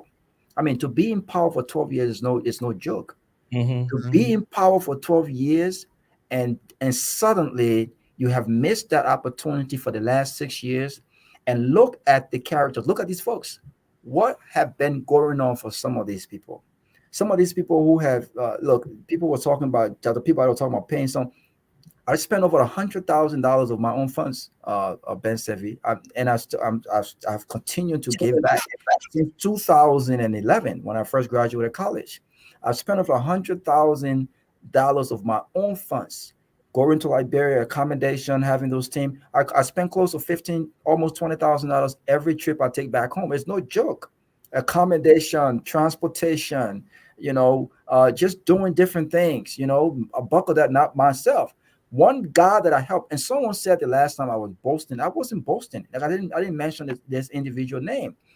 But when people look at career professionals, and only because you disagree with their position, or because they don't support your candidate, you look at a career professional like myself, who the results will not affect me personally, and the result may not even affect my family's personally, because they will still afford to eat 3 courses of meal in Liberia. I will still travel back home. In fact, I could be at inauguration regardless who wins, right? But for you to look at me and think that I'm looking for a job when I spent $1,500 in one day, not because I wanted to or because of my con heart, and even help you, what job did I have then to have been able to afford to help you out? To think that because my position does not reflect your narrative, somehow I'm looking for a job. But if I wanted a job, then I would have gotten one in Ellen Johnson Sully time. If I wanted a job, then I would have gotten one in 2017, right? And if I want a job, I would have gotten one as well in Rwanda. I would have gotten one in South Africa. I would have gotten one in Ghana, because I've been sitting on tables when it comes to the expansion of Marriott International to Africa. The hotels that were built at Kotoko International Airport, I was on those tables. The hotel that is almost done in Liberia right now, that was, back off a little bit because of COVID-19, we were on those tables. We don't just talk. But because our narrative does not reflect your position, somehow we're looking for a job. So what you see now is that these individuals who once had power, they missed that opportunity. Let me tell you something. They cannot stomach being away from that opportunity again for another 6 years. So for a lot of them, this is a do or die moment for them, because they understand that the easier path to that opportunity is through Joseph Boakai. And this is a do or die moment, because they also understand come 2029, Joseph Boakai will not be able, and may God bless his heart, he might still want run maybe when he's 86 years old or whatever, but they know this is a do or die moment. So this is where that anger is coming from. That anger is coming from a place that they're looking at people that does not support them and go, who do you think you are to stop me, to stop my success? Who do you think you are to stop us from regaining power? In fact, because we were there for 12 years, there's no other better than us. This is where that sense of entitlement comes from. This is where that anger comes from. Because there's no other way you can explain it. If this is about our country, then you've got to put forth your own your policy, talk about why you're the best guy, and respect the decision of others to choose. But everyone that does not support Unity Party, oh, they're unpatriotic. Everyone that does not support Unity Party, oh, something that they've been bought. Everyone that does not support Unity Party, oh, they're looking for a job. Everyone that does not support Unity Party, oh, something is wrong mentally with them. But everyone that supports Unity Party, they're all good. Everything is good. Doesn't matter if they're criminal or not. I mean, I don't want to get into this, but this is what that anger is coming from because these guys cannot stomach being away for another 6 years from power. Because after their 6 years, come 2029, there will be a new phase in Liberian politics, and that new phase will not be Joseph Boakai. That new phase will not be George Weah. That new phase will not be Unity Party. And where do they fit? This is what they have to ponder. This is what they have to think about. And every time they think about that, it angers them. It angers them. Hmm. Well, guys, man, look, welcome again. We want to remind you we are on a closing argument, and this we have roughly 12 days to go to these elections. On November 14th, will be runoff election between President Weah and former Vice President Boycott. Today, our cup, one of the led by the Senate Bureau endorsed the Unity Party. The Vice Senate Bureau and his group endorsed the CDC. And also tomorrow, the CPP will be making an endorsement. They have taken a decision. And Mr. Cummings issued a statement that he's staying neutral. But the CPP have said they will take a decision tomorrow. I know I spoke to the chairman of the ANC, Good, and the chairman of the Liberty Party, by extension the CPP, Usability. So tomorrow, and then also today, we talk about the sentencing of Stanton today. That's the news, trending news on the scene today. We've been weighing in, everybody been weighing in today. But again, all we can say is that Liberia is at a crucial stage where it's a do or die movement. Somebody will be, this time around, you will have a winner. There's got to be a winner. No escape from it. And as I repeat again, from the local things, the CDC is in striking distance of being re-elected. I can say this. I know what I'm saying. I'm on the ground. I know what I'm saying. In striking distance. Say what you want to say, but that's the reality. Except the miracles will work harder, but that's where we're heading to, guys. But guys weighing, man. That's why we're talking today. We're talking all these topics today, but that's where we are today. And it's interesting, though. Let's see what happened, but that's what happened. The campaign trail is on. It's geeking. People are campaigning. And I know, as I said, we were in Magibi yesterday, and they're moving further. There are people in Cape Mount. Everybody's making the pitch. But again, the election I think, and I may be biased here, but I think the CPP's endorsement tomorrow will tip the scale. And let me tell you what I mean. There are a couple of hypotheses out there when it comes to what happened to the CPP in these elections. There is the Apeton. In fact, where is Apeton, by the way? I mean, he just vanished from the face of the earth. I thought the last time he was meeting the political. Ben, let me interrupt you, Ben. If Apeton endorsed anybody, it would just be for the optics, because he came there. But yeah, you and I know he really don't have no voters. So that's why I'm asking, where is he? Where is he? Anybody that he decided to endorse, if for the optics, they'll say, wow, you got to their place, the man endorsed that person. That's why I'm asking where, because I know he was, people were taking pictures with him. He was meeting all these leaders, and then he just went silent. But I think tomorrow, I think the guy in the discussion. So man, so where are supporters then? I think tomorrow the lid on endorsements will be placed. Tomorrow there will be a lid placed on the endorsements. I think after this endorsement tomorrow, all the other endorsements, in my estimation, will be inconsequential. Let's call a spade, and I think this endorsement will eventually break the mold, because we virtually had a tie in the first round when you think about the numbers, right? Even though CDC came a little bit ahead. But I think there's a couple of reasons why the CPP endorsement is significant. And I want to talk about Cummings for a bit. And I know people are beating on him and saying, oh, he's being neutral. If you listen, one of the things that I tell people all the time, Liberians, they say when you want to tell Liberian men something you want them to remember or you want them to hear, just put it in writing. Just write it down and give it to them. They will not read it. Sometimes even if they listen to an audio, they will only take what they want to take out of it. Majority of Liberians.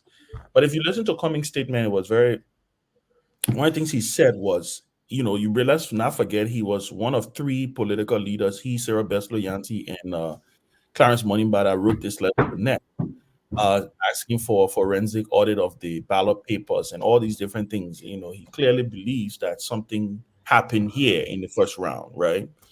So I do know that there were a lot of internal pressure on him to make a decision to do an endorsement.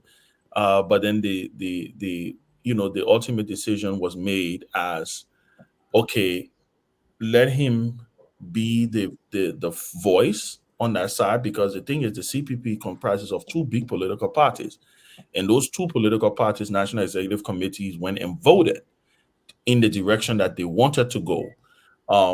And so if you listen to his speech, he clearly says that he asked the CPP's permission to stay neutral. But the CPP decision, the executive committee decision, which is the highest decision-making body in the CPP, minus a convention, is final and it stands. So I know there will be a lot of people mostly folks who would not get this endorsement. There will be a lot of attempt to spin it. But I think the CPP endorsement is way more significant and bigger than just Alex Cummings as a person. I think a lot of these folks who are going to be sitting on the fence or sitting out this runoff may get energized as a result of this endorsement and say, "Hey, you know what? Let's take a look at this. Let's see if we can form part of the conversation." But I do believe that after the CPP's endorsement tomorrow, I think the real election, the real runoff campaign starts. Whoever the CPP makes that determination for, you will see the full force of the CPP behind that person. You will see the full force of the CPP campaigning with that person. I mean, just imagine if this endorsement goes the CDC way, right? Imagine Charlene Bromskin, Bezonga Finley, George Manning Weah. By the way, he won Bassa, right? George Weah, the Bezonga can say George Weah won every district in Grand Bassa County. Imagine all three of them on that campaign trail. Just imagine that, right? Imagine the numbers that may come out of Bassa. You rightly put it that the president has been venturing in Margibi. From the information I have been receiving from Margibi, that's your county, you know a lot more about it than I do, is that the CDC seems poised to pull an upset in Margibi with the reunification of Nukwe and McGill and all these other forces coming together. I think a lot of the folks who lost the election, those smaller candidates, most of them are now supporting the CDC. So if you get the Bassa, if you get the Margibi, because that's the Bassa belt we're talking about, right? You remember, right? One of the projections that we were making on this show was if Cummings were going to do well in the Bassa belt, he was going to be a force. Where is the Bassa belt? Rewa says Margibi, Grand Bassa, Lower Montserrado County. That entire belt, we are seems poised to sweep that belt. And that belt could offset what could happen in Nimba. Let's look at Nimba for a little bit. Since the LPP did its endorsement, have you heard a word from Tiawon Gonglo? Have you heard him utter one word to say go vote for Joe Butter? Have you heard him say it? You can clearly see that during that vote of the executive committee in the LPP, Tiawon Gonglo voted no. But he had to attend that program because he's the leader. Majority have his say. Majority have his way. Minority has his say. Correct? So what I'm saying though, right? What I'm saying, let's fast forward to Nimba. Which Gonglo you hear talking? Edith Gonglo where? You do. What do you think is going to happen? I received some intelligence that the Mano Belt is rallying their support for CDC. So CDC may just increase their 50,000 votes they got in Nimba County. That may not be good news for the Unity Party. I think Lofa is never going to be the same. I think even the Unity Party has given up that Lofa is going to be a 70-30 or 80-20 split. I think the Southeast will remain the same, right? But I can say this. With the Bassa Belt, Monserrato being Monserrato, right? Maybe the ALCOP endorsement may help the Unity Party a little bit, right? But the fact that they're not unified, the fact that the engine of the political party, the women and the youth, went and endorsed the CDC, that also says a lot. Because like I tell people, President George Weah has not been a bad president to Muslims, to Madingos in this country. The situation on October 8th was just very unfortunate. But if we are talking about a very tolerant president, probably George Weah is the most religious tolerant president in our country's history. I've seen other presidents go to the mosque, Robert. I've seen them go to the mosque. I've seen them sit down in the mosque. I've seen them sit down in a chair, right? I see George Weah go to the mosque and pray with Muslims. I see him wear his garb, the Islamic garb, right? And go in the mosque and pray with these people. Because guess what? He has an Islamic background. He went to Muslim Congress. At one point, he practiced the Muslim faith. At one point in his life. So I've seen him do that. So all of that cannot just be erased because an unfortunate situation, which by the way, that situation was very unfortunate, happened, and because ALCOP has made the decision that they've made. And like I said, the engine of the party, the youth and the women, that is the engine of any political institution, went to the CDC. So you cannot discount that. The vice standard bearer, who comes from Cape Mount, and don't forget, ALCOP got a lot of votes in Cape Mount also. The vice standard bearer went to the CDC. I'm not saying that the chairman and the political leader and the standard bearer will not help the Unity Party, but will it be enough to withstand the wave that Weah is coming with? Because I repeat, and I will repeat what I said, right? I will repeat what I said. The Bassa Belt, there seemed to be a sweep coming for the CDC if the CPP go the CDC way. You know, before somebody else come in, let me say that. You know what I noticed since the first round, CDC lost Magibi, they lost Bomi, they lost Kima, okay, and of course they lost Nima and Bapuru and Lofa. But what they have done, they have been aggressive in Magibi. They've been aggressive in Kima, in bombing, and they are even making strong pitching in Bapuru and so forth. And then they are also in Nima and Lofa. What they are doing is that they realize that if they go deeper into certain areas of the where they have the strength, that's where they are making a move. They're not going to win these counties like Nima or Lofa, but they're going to eat into the numbers. And make no mistake, though, usually the turnoff or runoff they're very low because people have voting fatigue. And another thing is that some people already traveled, some people left the country already, some people gone, some people left the country, some people gone, some people already who are chopped. If the man cannot afford, like I was asking one of my guys who can be with me, he voted in Bong because he voted because his friend is Johnny Quay. Mm-hmm. So I asked him, I said, is he going back? Go vote again? He said, man, I said you. But who did he vote for though? Who did he vote for in the presidential? Now he told me say he voted for Cummings. He told me now. Okay. He voted for Johnny Quay. But again, okay. So I said, now you gonna go vote now? He said if he get money to go there, he will not go vote. So and that's gonna happen a lot. That's gonna happen a lot. Yeah. If he get money, he will not go vote. You know, yeah. I met a group of people in somewhere in one of the areas. I asked them for the voting cards. All the guys said, my man, I think that way I not rock already. I said, oh, he said, I said, oh, he said, brother, wait, man, I didn't finish now. Because once I see you, I look on your tongue, because your tongue will tell you whether you voted. So when I see you, I said, this is your tongue. I said, where you voting card? Man, we are in the election now. I said, what happened? The excuse me, my candidate didn't win. Yeah. So I said, but then why you? He said, hey, my man, I said, So Dominic, yeah.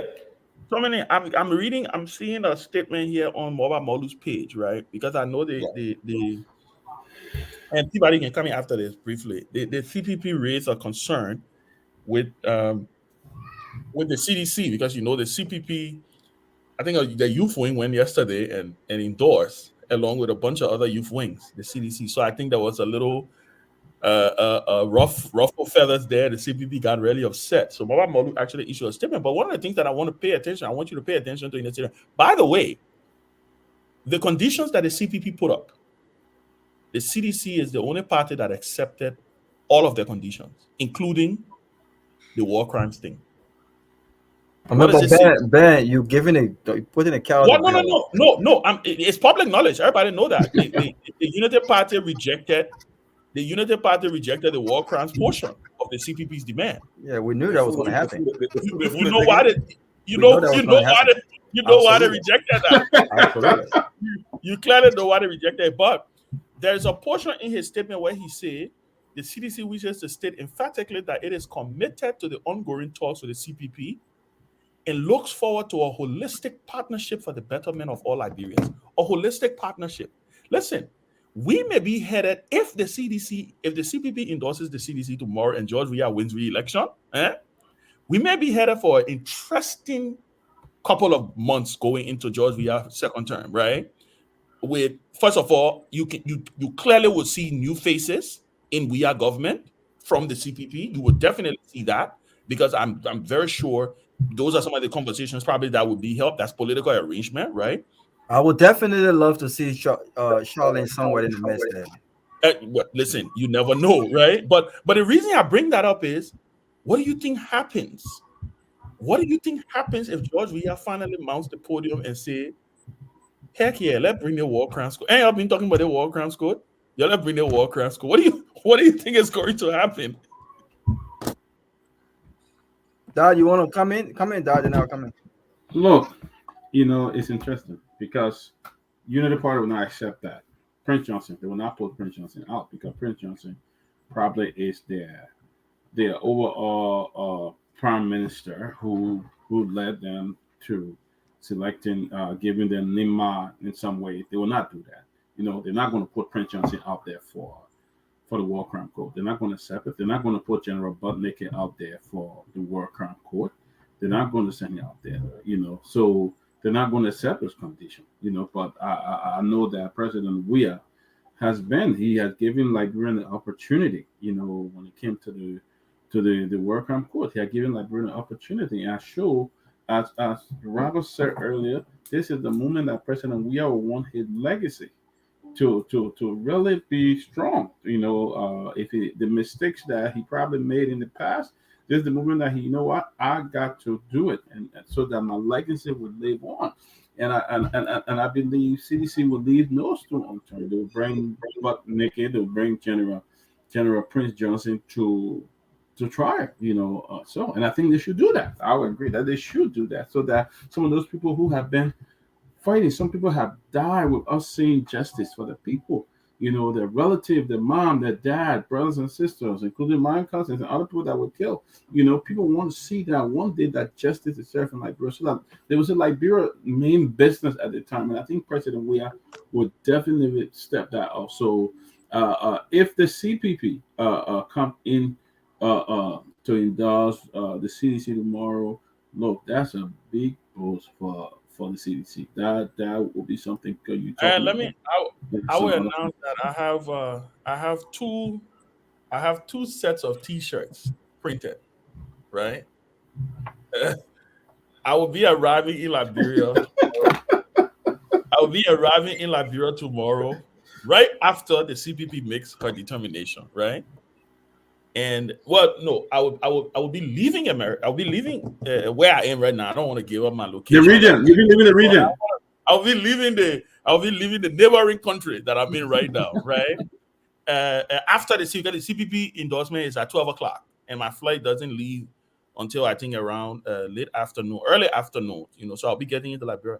So the moment the CPP makes her determination, I will be entering the country in the regalia of the institution that we will be lending our support to.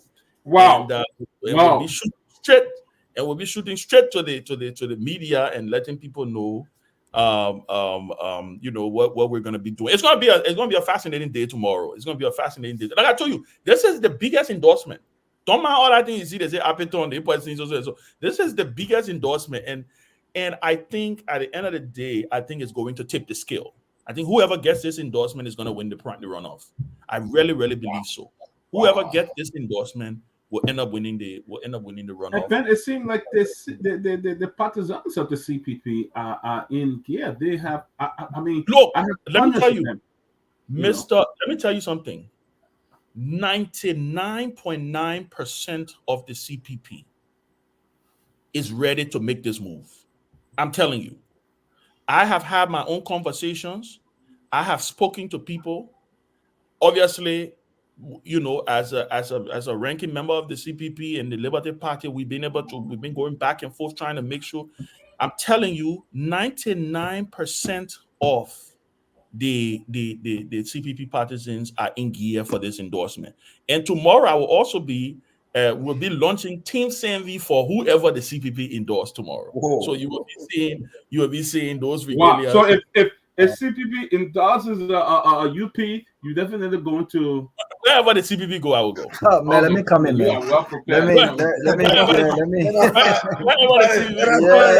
Come on, man. You know that, man. I beg you, y'all. Let me not be alone. John Bennett is well prepared. Ben will never. Let it record reflect. If the CPP endorses UP, then Ben will respect the CPP position. But I do not see Ben supporting Unity Party. No.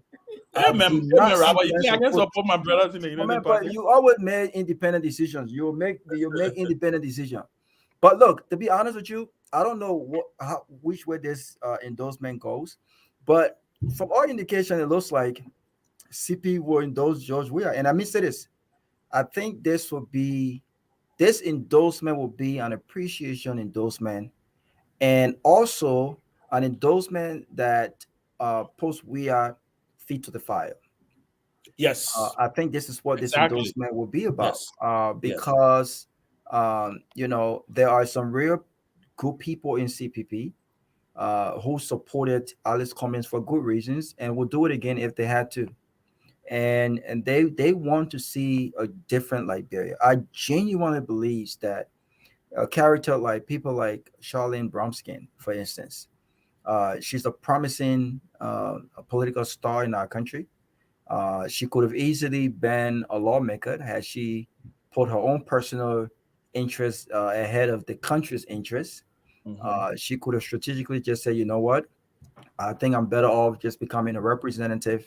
She could have easily won that district, but she put country before herself, and so she's where she's at right now. But if you have the right people around you, and again, if George Weah is really like that, George Weah will have to truly, go back to the drawing board, reassess, and say, look, we need to once and for all. This is not about, and you know what? And those seditions out there that have been disenchanted, those seditions out there that felt like they've been left out, I think they need to be included. And the president have got to really strategically say, look, how do we address the plot? Look, 6 years, it's going to come and go.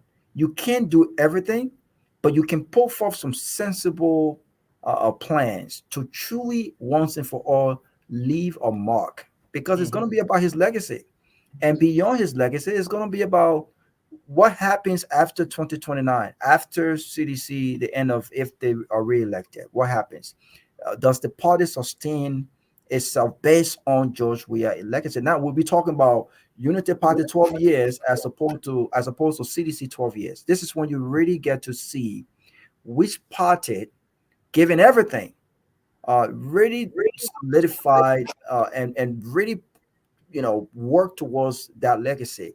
Mm-hmm. And so, but before these commitments were out there, I said that I don't think Unity Party can convince me You with ran away from it. with Prince Johnson can say, look, yes, we will do war economic crimes code. And by the way, if Prince Johnson was supporting CDC, I would have said the same thing. And perhaps this is the same reason why I think the president dragged his feet a little bit on this matter, because you cannot enjoy the support of a very key factor, very key person when it comes to this war crimes court, and say, look, I have what it takes to push for this. I don't think so. I think that he doesn't have to worry about that at this point. He doesn't have to worry about an election in 2029, even though the party could possibly be on the ballot. And look, a smart leader also think about, how do we transform CDC?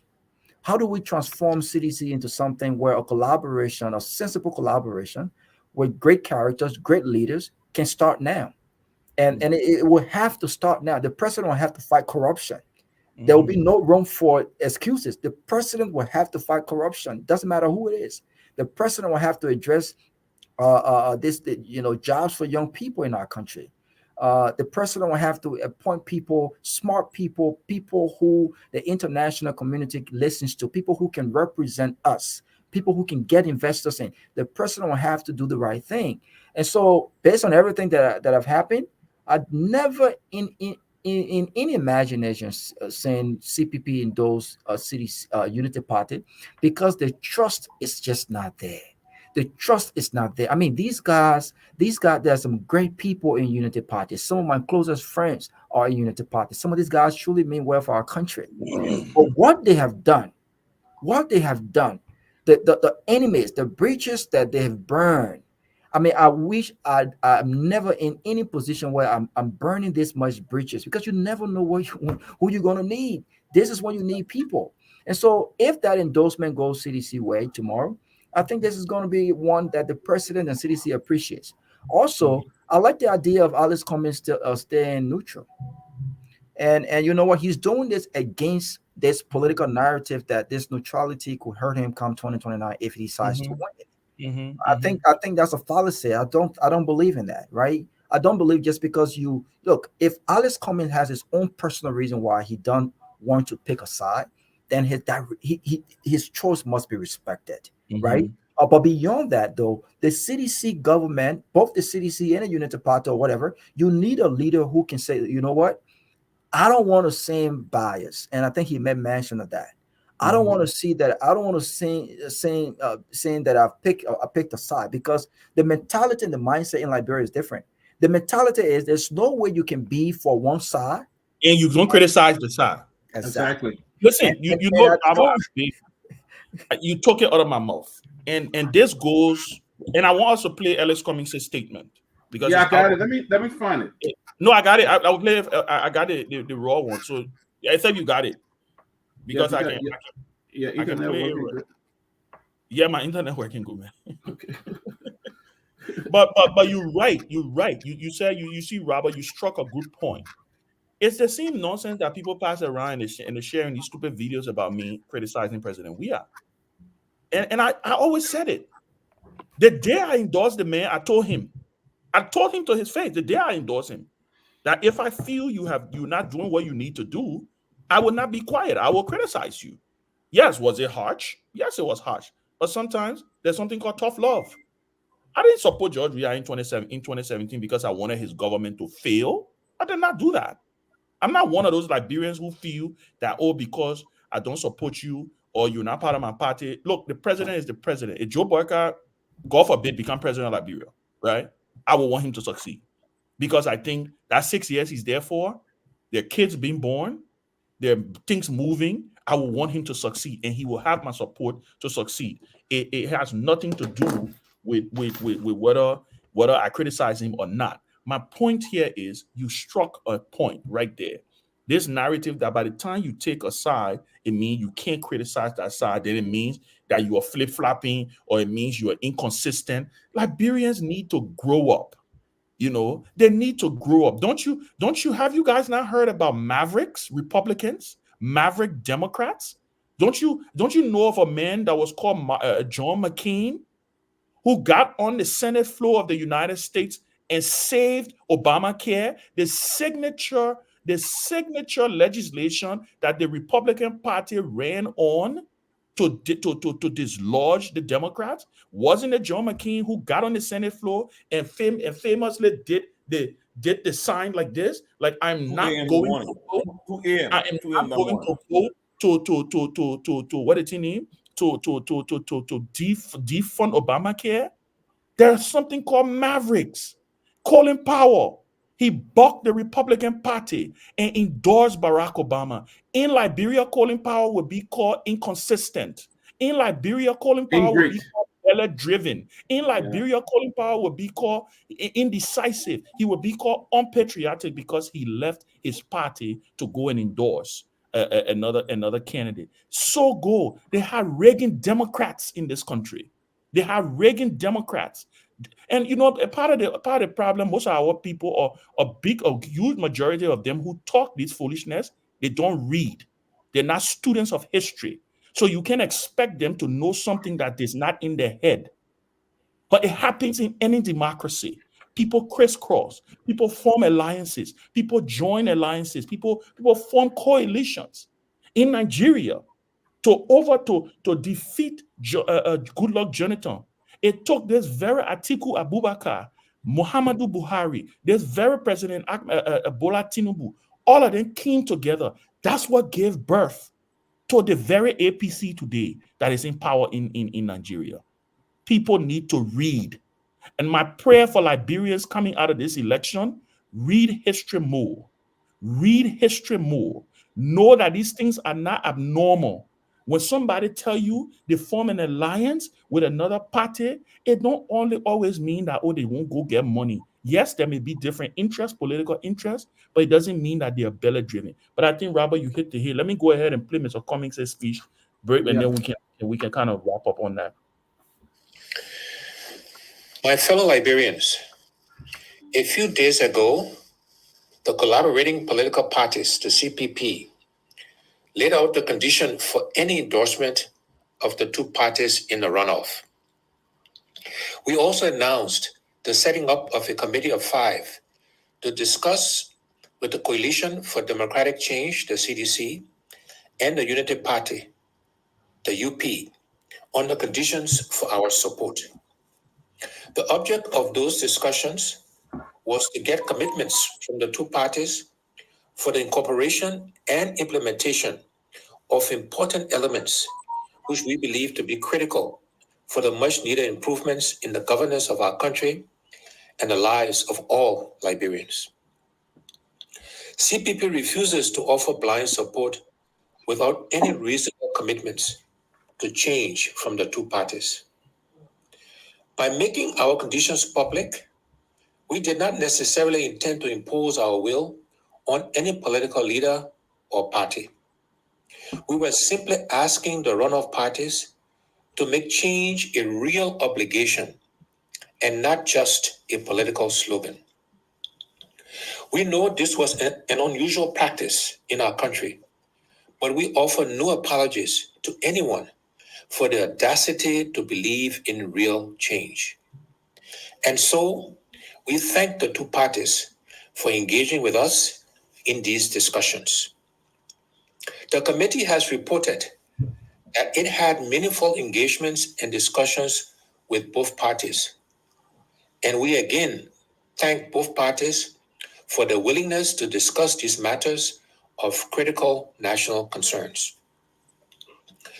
The CPP Executive Committee made the ultimate decision of which party to endorse in the second round.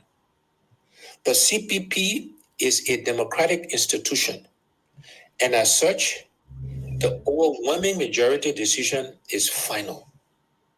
The statement of endorsement will be delivered by the CPP Executive Committee. However, I have asked the parties, and they have agreed to allow me not to take a side.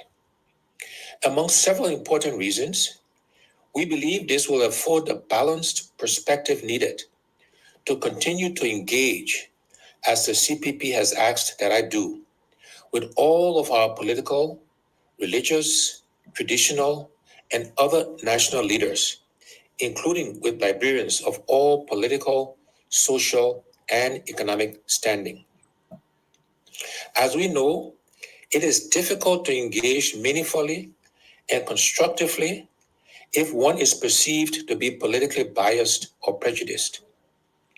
Furthermore, I am hopeful that this position will help our country, both in the short and long term, to work for the unity and reconciliation of all of our people and leaders, especially after a contentious election that threatens to further divide our people. Not personally choosing a side will also help in a more effective engagement with our international partners. There is also the concern that while we will not legally object to moving ahead with the runoff as announced, we have informed the National Elections Commission, the NEC, and have yet to receive a reply concerning our request to undertake an investigation, including a forensic examination of the ballot papers. While this is still pending, we do not feel justified to proceed as if we did not personally sign the communications to the NEC, along with 2 other presidential candidates. While this is ongoing, I cannot, at the same time, appear to take a side in a runoff, which is the outcome of the first round of elections we are still hopeful of investigating. Finally, my fellow Liberians, we should not all agree on everything, but we must never disagree to keep our country safe and peaceful. Elections are inherently divisive, but on the other side is a nation we must remain faithful to and committed to building. The road ahead is going to be tough. Change is hard, but like they say, change is the only constant in the life of people. We must never give up on trying to change. We must never lose hope in the possibility of change. Importantly, we must never give up on our country. Liberia needs all of its sons and daughters to look beyond our disagreements to build a united and better future. Let us work for a better Liberia. Let us ensure and commit to a runoff that is peaceful. And on the other side, let us live in peace and shared prosperity. May God continue to bless our nation and protect Liberians everywhere. I thank you. Well, that's Yeah, the so voice that of was Alexander Cummings. yeah. So let me if I may, let me just end my my thoughts real quick, if I may. But I mean, there you go. And I thought that was smart. And I've spoken to a lot of people who have said, if he stays neutral, it will be the biggest political mistake ever. I 100% disagree with them. And I concur with every logic behind his decision to not pick a side. And come 2029, let's see where the chip falls. But like I said, I've never seen or imagined on principle CPP picking Unity Party because I think that Joseph Boakai himself was complicit in the destruction of the CPP and what could have happened had leadership been shown. And so I never saw that coming. But I will let the other guys come in, and then I'll give my opinion on, and I'll let the other guys come in. With the government, good to see you, man. I know we got you. We'll be with you. Welcome. But I'd say here that even though he refused, said that he does not want to endorse a side, but he said that the CPP, the executive committee, will make it. They will endorse. I think that is fine. He's not stopping them. He's not shying away from them coming with that endorsement. But I think that's just fair. It's fair enough. I'm going to be neutral, but you guys can go ahead and do an endorsement. So it's either way, even though Mr. Cummings is not going to take a side, but surely he's aligned with the CPP. You know, whatever decision to make, they may have contacted him, you know, or so. But he said, I'll stay neutral, but I mean, I think he's still aligned with them in some way. And I think they are making a decision in the best interest. But it shows his willingness to be objective. You know, it's not, since it's not my way, nobody else might have their way. You know, he gave them the opportunity to move there and make a decision. So I think, yes, he's neutral. I think that's the best thing he did. The party is still going to endorse. So I think that's just a good thing. You know, it's just that Mr. Cummings will not be there, but the party is still going to endorse. But I would say though, for me, I know, like, I would say it depends on Mr. Cummings' political future, though. I know I was in the company today with Ben. I was in the company with most of your people, though. One councillor, Hilton, you know him, right? Hilton Cole. Mm-hmm. Hilton, our representative-elect, Ricky Barry, Elder Jala, and Chairman Benete, and yeah, we have a nice, and Martin. And it's all about the future. If he has interest in running for president in 2029, but I heard that from what I heard, it says options are, everything's on the table, everything's open. So, like you said, it'll be for a different conversation. But depending on who win the election on the 14th, again, also is on the table too. So we look forward to it. We'll see that.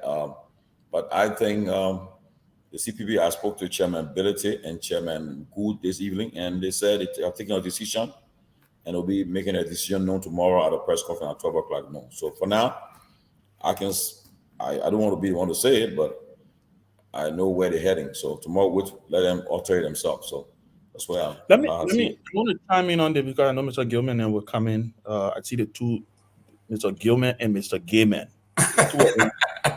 The two of them. Ben, before you, let me say this. You know, today, Mr. Gilman, his Jidaha was in the court today in Florida. Mr. Jerome Gayman was in the court. So he will give you us firsthand what happened in the court today. So because there's a lot of news going around, right? So, but anyway, let me say this. On the issue of Mr. Cummings' statement, listen, at first I had some apprehension. I was a little nervous because I was coming from the school of thought that, listen, this is the standard bearer. If he comes out and say he's neutral, then it kind of undermines the any potential endorsement that will happen, right? But let me say this. I think when you listen to the statement, there are a couple of things. And like I always like to say, I like to listen. And that's something I encourage most Liberians to do. Read and listen. Because the ones who don't do those things, they form their own opinions. And your opinions are not necessarily facts. They're just your opinions. Every one of us are entitled to our opinions. They're like noses. We all got one, right? But if you listen to what he said, he was very clear. One, the executive committee of the CPP has made a decision, and that decision is final. Two, one of the reasons why he asked, he didn't say, I demanded, I asked. He asked the executive committee. He sought the permission from the executive committee because I know he was under a lot of pressure. He sought the permission of the executive committee to stay neutral. Why? Because of these different things. One, I am one of the people who wrote the National Elections Commission asking for a forensic audit of the ballot papers. Two, I want to continue to stay engaged. Three, I want to continue to deal with stakeholders, fearing the same thing Robert talked about earlier, right? Taking aside, they're not painting like we are men or boycott men, right? So he made that determination and said, you know what? That's not what's going to happen. The most important of all, he showed that the CPP is bigger than him, that he just happens to bear the standard in these elections, but he is not the CPP. The CPP is an institution. That's why he said we are a democratic institution. A majority of the CPP has made a decision. Because I am the standard bearer doesn't mean I am the dictator. I don't dictate what happens in the CPP. Even Alex Cummings got to follow what happens in the CPP, right? The last thing I also want to Ben, before you say the last thing, I don't want to cut you off. Before you say the last thing, unlike our call, I think what's his name is doing the opposite, right? I think the Yes, decision was also in consultation with partisans. of And course. from all indication, it seems like most of CP partisans, even if they may not like the CDC idea, they see the Yes, CDC idea as the most favorable idea as yes, far as yes. support. Yeah, go ahead. So when man, I'm not confirming whether that's CDC or No, no, no. I'm just saying. I'm not saying you're confirming. I'm not saying yeah, you're but confirming. let me say this. I'll end on this note. So you're right when you talk about the ARCOP situation, because clearly the National Executive Committee comprises of the youth wing, the women wing, all of these different arms of the political party. If you see these arms of the political party running in different direction, it clearly shows that there was a split in the decision. And they Exactly. decided that they would not follow what their chairperson and the standard bearer was doing. That's not what you're going to see here with the CPP. That's why the CPP took her time. What you're going to see with the CPP is a united CPP. It's a unanimous decision on part of the executive committee. Whoever gets this endorsement, that's why I keep saying, whoever gets this endorsement will win the runoff, because you will have the full machinery and full backing of the CPP behind you. The last thing I will end on, right, is this notion about um, um, um, neutrality and not neutrality. Technically, Alex didn't do what he did in 2017. He didn't do what my own former lead political leader did in 2017 or in 2005. He didn't say the Liberty Party or the ANC or the CPP will not take a side. He didn't say that. He didn't say you're going, go, everybody, because for me, I would have had a problem with that if he had said that, because then that's not leadership, right? You don't tell your supporters to just go and make that decision for them. They want you to lead, right? So what he said was he went under the covering of the executive committee, and he put the decision, the weight of that decision on the executive committee. And I think the decision is going to pay off, and we will hear what that decision is tomorrow. But I thought it was a great speech. I thought it was well put together. I understand there were several drafts of that speech. I thought it was well put together, and I thought Alex found a safe space, right? He found a cover where at the end of the day, let's not forget now, whoever gets this endorsement means they're signing an agreement or a contract with the CPP. If they don't live up to that contract with the CPP, that's an out there also for the CPP. They say, listen, we signed this thing. You're supposed to do this. You're not doing it. So that means we can't continue in this partnership. But I maintain what I said. Tomorrow, the political party that will get that endorsement will win the runoff elections. Wow, that's a big one. But look, quickly, let us just quickly bring in today, Mr. the Judea Hash Forum. They were in the court in Florida the last time on August 24th. And today they were in the court again, live from the court in Fort Lauderdale. And Mr. Jerome Gilman, who was present in the court, witnessed everything that happened in the court. He and Mr. Michael Gilman is connected to him. They are partner. So we now turn this session to them to explain to us what happened in the court today, at least for the next few minutes we have. Mike, go ahead. Yeah, good evening, gentlemen. Of the closing argument. I don't see the lady on here tonight, but ladies that are following, all of you there in radio and TV land, it's great to be with you. It's great to be back on the closing argument again on this Thanksgiving Day from the nation's capital, Monrovia, Liberia. I'm still here in Liberia until the runoff elections are held, making sure President Weah gets re-elected. So I'm still here. But my colleague, Jerome, yeah. 1 second before you continue. Front Page Africa is reporting. Tomalin, you want to talk about this?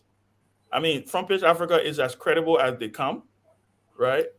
You want to talk about it, you want to keep it. Well, let Gilman finish. All right, Gilman, finish. No, what is Front Page Africa reporting? I'm going there now. No. Go ahead. Go ahead. Go ahead. We'll talk about it. Okay. I'm still here in Monrovia, Liberia, making sure that President Weah gets re-elected. But the news we broke since last year, July, July 2022, when we reported that Stanton Witherspoon was being investigated by the feds, kind of 99.99% climax today in a federal court, the Southern District Court of Fort Lauderdale, where my colleague Jerome Gayman was present. And after the proceedings, we held a live broadcast again from outside the courtroom, outside the courthouse, on the streets of Fort Lauderdale. And that was carried wide across the Republic here on Freedom FM, Kings FM, and other networks. So Jerome Gayman will come in to tell you, to give you a brief descriptive analysis on the arrival of the defendants, their lawyers, their family members, and what have you, the judge and everything. Let's go from there, Mr. Gayman. Jerome. Yes, gentlemen, ladies and gentlemen, I know there's no lady here, but to our folks, it's an honor to be on your platform. Obviously, you guys are very credible. So everything we do, we keep that in mind. That's why when I go, I take my notebook with me and I take time to jot down date and time and quotation as they come, because the judge told us today that whatever we say here, do here, the transcript will be ready within 24 to 48 hours. So nobody should fool themselves to go out there and fabricate news. The truth is going to be out tomorrow. So I took my time diligently to take notes. And I know we're running against time here, so I'm going to be very brief. But today was the second that Mr. Bernardine and Stanton Witherspoon and co-defendants were to be sentenced at 9 o'clock. So I got there by 8:30, got prepared, checked in, got frisked, went through the scanning machine. And as I walked in, I saw Mr. Bernardine and his lawyer. They were in another group. I approached them, whether they were ready, whether they were willing to make a comment. The lawyer said, no, we are worried about sentencing. So we will not be talking to anybody, not the press or anything of that sort.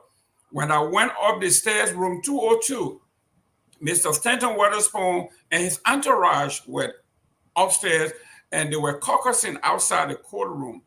The two guys I never met, but I guess they are the Fadiga brothers, two preachers, one Reverend Collison and one guy that sounds like either Sierra Leonean or Ghanaian pastor, his Stanton's wife, Stanton's mother-in-law, several other folks that follow him came, and then right behind them were Mr. Bernardine, his wife, and his son, and then a confidant of his.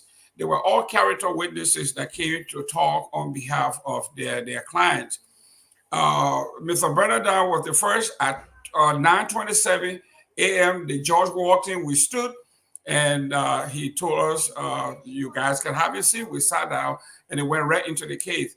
They brought Mr. Bernardine up front, and they read the charges against him and all of that. His lawyer came. Right off the bat, this lawyer was so aggressive, she began to throw Stanton Witherspoon under the bus. She made it clear that my client did not get into this crime, this syndicate willingly. He was an employee of an employer, and that employer is Mr. Witherspoon. He said, yes, my client is was paid handsomely to the tune of like $200,000-$300,000 and all of that stuff. And yes, there were more money given to my client to look the other way. So he got into this not willingly. He says we have documentation that we have shared with the court that every time the State Department, the nursing board or the federal or the state came in and closed down one school on Friday, Monday, Mr. Witherspoon is going to incorporate another corporation immediately and begin to do the same thing that we did. And I told him that we were at risk. We were treading a very narrow path. He said, but it kept happening over and over. So when he began to flip, to testify against Stanton Witherspoon, that particular evidence was very, very, very poignant and very important and germane to his sentencing. At the end, the judge asked the lawyer, do you have any witnesses that we want to speak on behalf of Mr. Bernardine? He said yes. His wife is here. So the woman approached the podium and began to narrate her story that it came from Haiti. They were poor. He's a man of stellar character. He's a moral man and a man of integrity. And all of these flowery words she was using, and that he is the pillar of the family. Her mother had dementia, and this guy has been the pillar that helps, and all of that. Went through a litany of things. But it rubs the prosecutor, federal prosecutor, the wrong way. He came in, he said, oh, excuse me, with all due respect, did you say that your husband is a moral character, is a man of ill repute, a man who can sit and say he is the pillar of the family? She said, yes. He said, but how do you square this with a man? Then he said, before I go into that, what is your qualification, by the way? She said, I am a registered nurse, I am an RN, and I have a master's degree in hospital administration, and I'm an administrator of a hospital in the Bronx. Then the prosecutor said, madam, how long did it take you to get your RN degree? She said 24 months. She said it was 24 accelerator months. Then the lawyer said, well, I just want to bring you to your focus. If it took you 24 months to get your RN degree, did you go to class? She said, yes. Did you do your practical? She said, yes. Did you do other things that people do to attain these degrees? She said, yes. Then the prosecutor, how do you square this with your husband, knowing you that have gone through this, and your husband sold fake degrees to folks? How do you square this with someone you said the person is moral and very ethical? How do you square those two? Say, in your experience, can you admit that your husband had done irreparable harm to the health system? She said, now that you have talked about it, yes. Then she said, will you admit that your husband was wrong? She said, yes. He said, I have no further question. When she left, the lawyer came back and said, I'm looking for leniency. He said, my client had been very, very truthful, very cooperative, had done everything the federal government asked him to do, including testifying against those that were involved.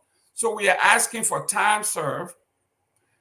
And the judge didn't take any time, went through the paperwork and came and said, Mr. Bernardine, based on what we know and what you have done, you will be served with time served. 3 years probation, home supervised probation, and XYZ, I think $1.5 million fine and all of that stuff. And they agreed, asking, are you satisfied with the sentencing or you want to appeal? He said he's satisfied with that. And they left. Right after that, Mr. Witherspoon walked in where he was sitting there. He wore a blue suit with white shirt, open collar, like Mr. Gagwa over there. And I noticed that there was a huge difference in his appearance from the time we saw him in August 24th of this year. He had lost a lot of weight. He walked in, his lawyer came, she was very good, very forceful. She said to the judge, Stanton Witherspoon has been betrayed as the chief, I get the villain here, but he's a good guy. He has done well for Liberia. He's a humanitarian. He done XYZ. He said, but I want to let you know that this man is suffering from psychological trauma from the war that he was in Liberia. The Civil War had an impact on Mr. Stanton Witherspoon Witherspoon witnessed his father beat nearly to death, and he's seen women being dismembered, children being maimed. All of these things are like basically post-traumatic stress. He said, usually people who come from this situation do not return to this country, but Stanton Witherspoon returned to this country where he bought ambulances. He was giving people help. There were cancer victims that he brought to the United States or paid for. All of these things are all good things that Stanton have done. And she said, he got 300,000 followers. He got millions of people calling from all over the world, supporting him. He's a great guy. I think we have seen people that have done worse than Stanton Witherspoon. He should either be probational or maximum 12 to 18 months. And she went on and on for 30 minutes. And when she was done, 2 big guys from the penitentiary showed up in a gear with their handcuffs and an iron leg. So I looked up to the guy next to me, and the guy said, these guys they are ready to take somebody out of here today. It was surreal. And after the lawyer spoke, they asked Stanton Witherspoon, do you want to have, before they asked him, they said, do you want to put anybody on the stand that would like to be a character witness to Stanton Witherspoon?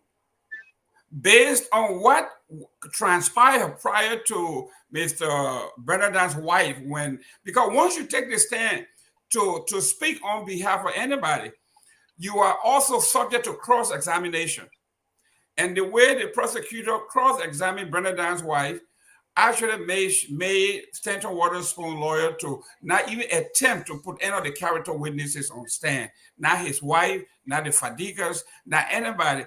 And she said, I will not put them on the stand, but I'm going to read their names and their titles. And that's why she did. And then afterwards, they called Stanton Witherspoon to come and say something on his own behalf. He approached the podium, he was shaky, and he just broke down and began to cry. Tears coming from his eyes, and he told the judge, George, I am embarrassed. I embarrassed my family. I embarrassed my children. I embarrassed my wife. I embarrassed my country.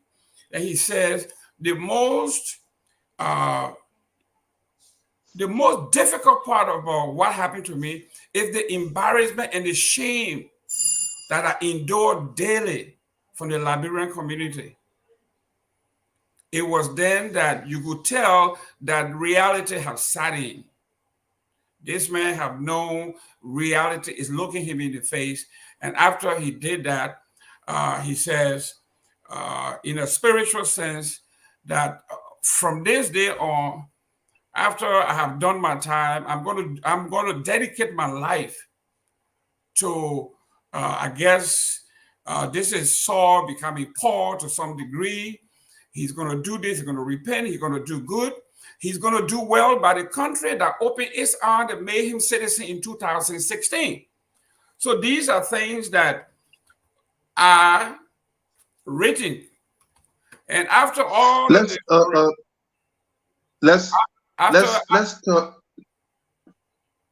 talk about, because we don't have much time. Yes. So after the charade, the judge came in and said, Mr. Stanton Witherspoon, the lawyer wants me to basically give you either time, probation. He said, but we have a federal guideline. And it says right here, the federal guideline says your sentences is between 60 months to 73 months. But based on what you have done, I'm going to work with you. You are going to be sentenced to 41 months in federal prison. After the 41 months have been served, you are going to serve an additional 3 years of supervised house probation. $3.5 million to be paid back to the court, and then other fines and other stuff that goes along. Then his lawyer stood up and picked up an envelope and said, I have $3.5 million check in this envelope. And the judge says, in all of my practices, all these years, I have never seen anybody walk into my courtroom, even the racketeering cases, where somebody brings $3.5 million in check. Then the judge said, let me be clear. Is this $3.5 million Liberian dollars or $3.5 million? And the whole court went wild. Everybody started. And he said, I've never seen that kind of money. I've never seen it. It never happened. The first come here, they gave me check, the check bounced. Is this check good? And the lawyer said, I can assure you the check is from Bank of America. All we have to do is tie a few loose ends. But she never opened the envelope, and we never saw the check, but she said the check is there. So Stanton Witherspoon left from there. The judge asked the prosecutor, federal prosecutor, what else is happening between this case?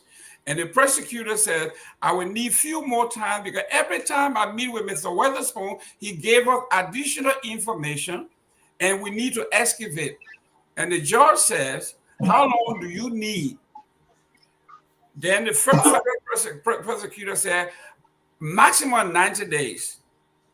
Because for everything that is being revealed has to be fact checked. Because the sentencing is predicated on full disclosure of all kinds. Business interests, directly, he said direct and indirect, third party, everything has to be revealed. And the full disclosure to the satisfaction of the federal prosecutor. And the federal prosecutor, every time, he says here, every time we met, he gave us additional information that may even lead to additional prosecution by other players. So this is where we are. Wow. So, wow. Gentlemen, Go ahead. I was going to say, go ahead. That was Jerome Gamer there. He represented us there at the court today. And also, another thing that happened was that the court issued 2 sets of documents, or maybe more. But what is in our possession right now, the forfeiture document and the prison document, or the prison order. The forfeiture document, Stanton Witherspoon forfeited his properties in the United States of America, most of which are in New Jersey, including the home that he lives in on 200 Mill Avenue. He forfeited that and others. The prison document says, let me read it for all of us here so that people know exactly what we are talking about. Because people are celebrating, he's not going to jail and blah blah blah. And somebody got $3.5 million poorer today, and they lose all their properties.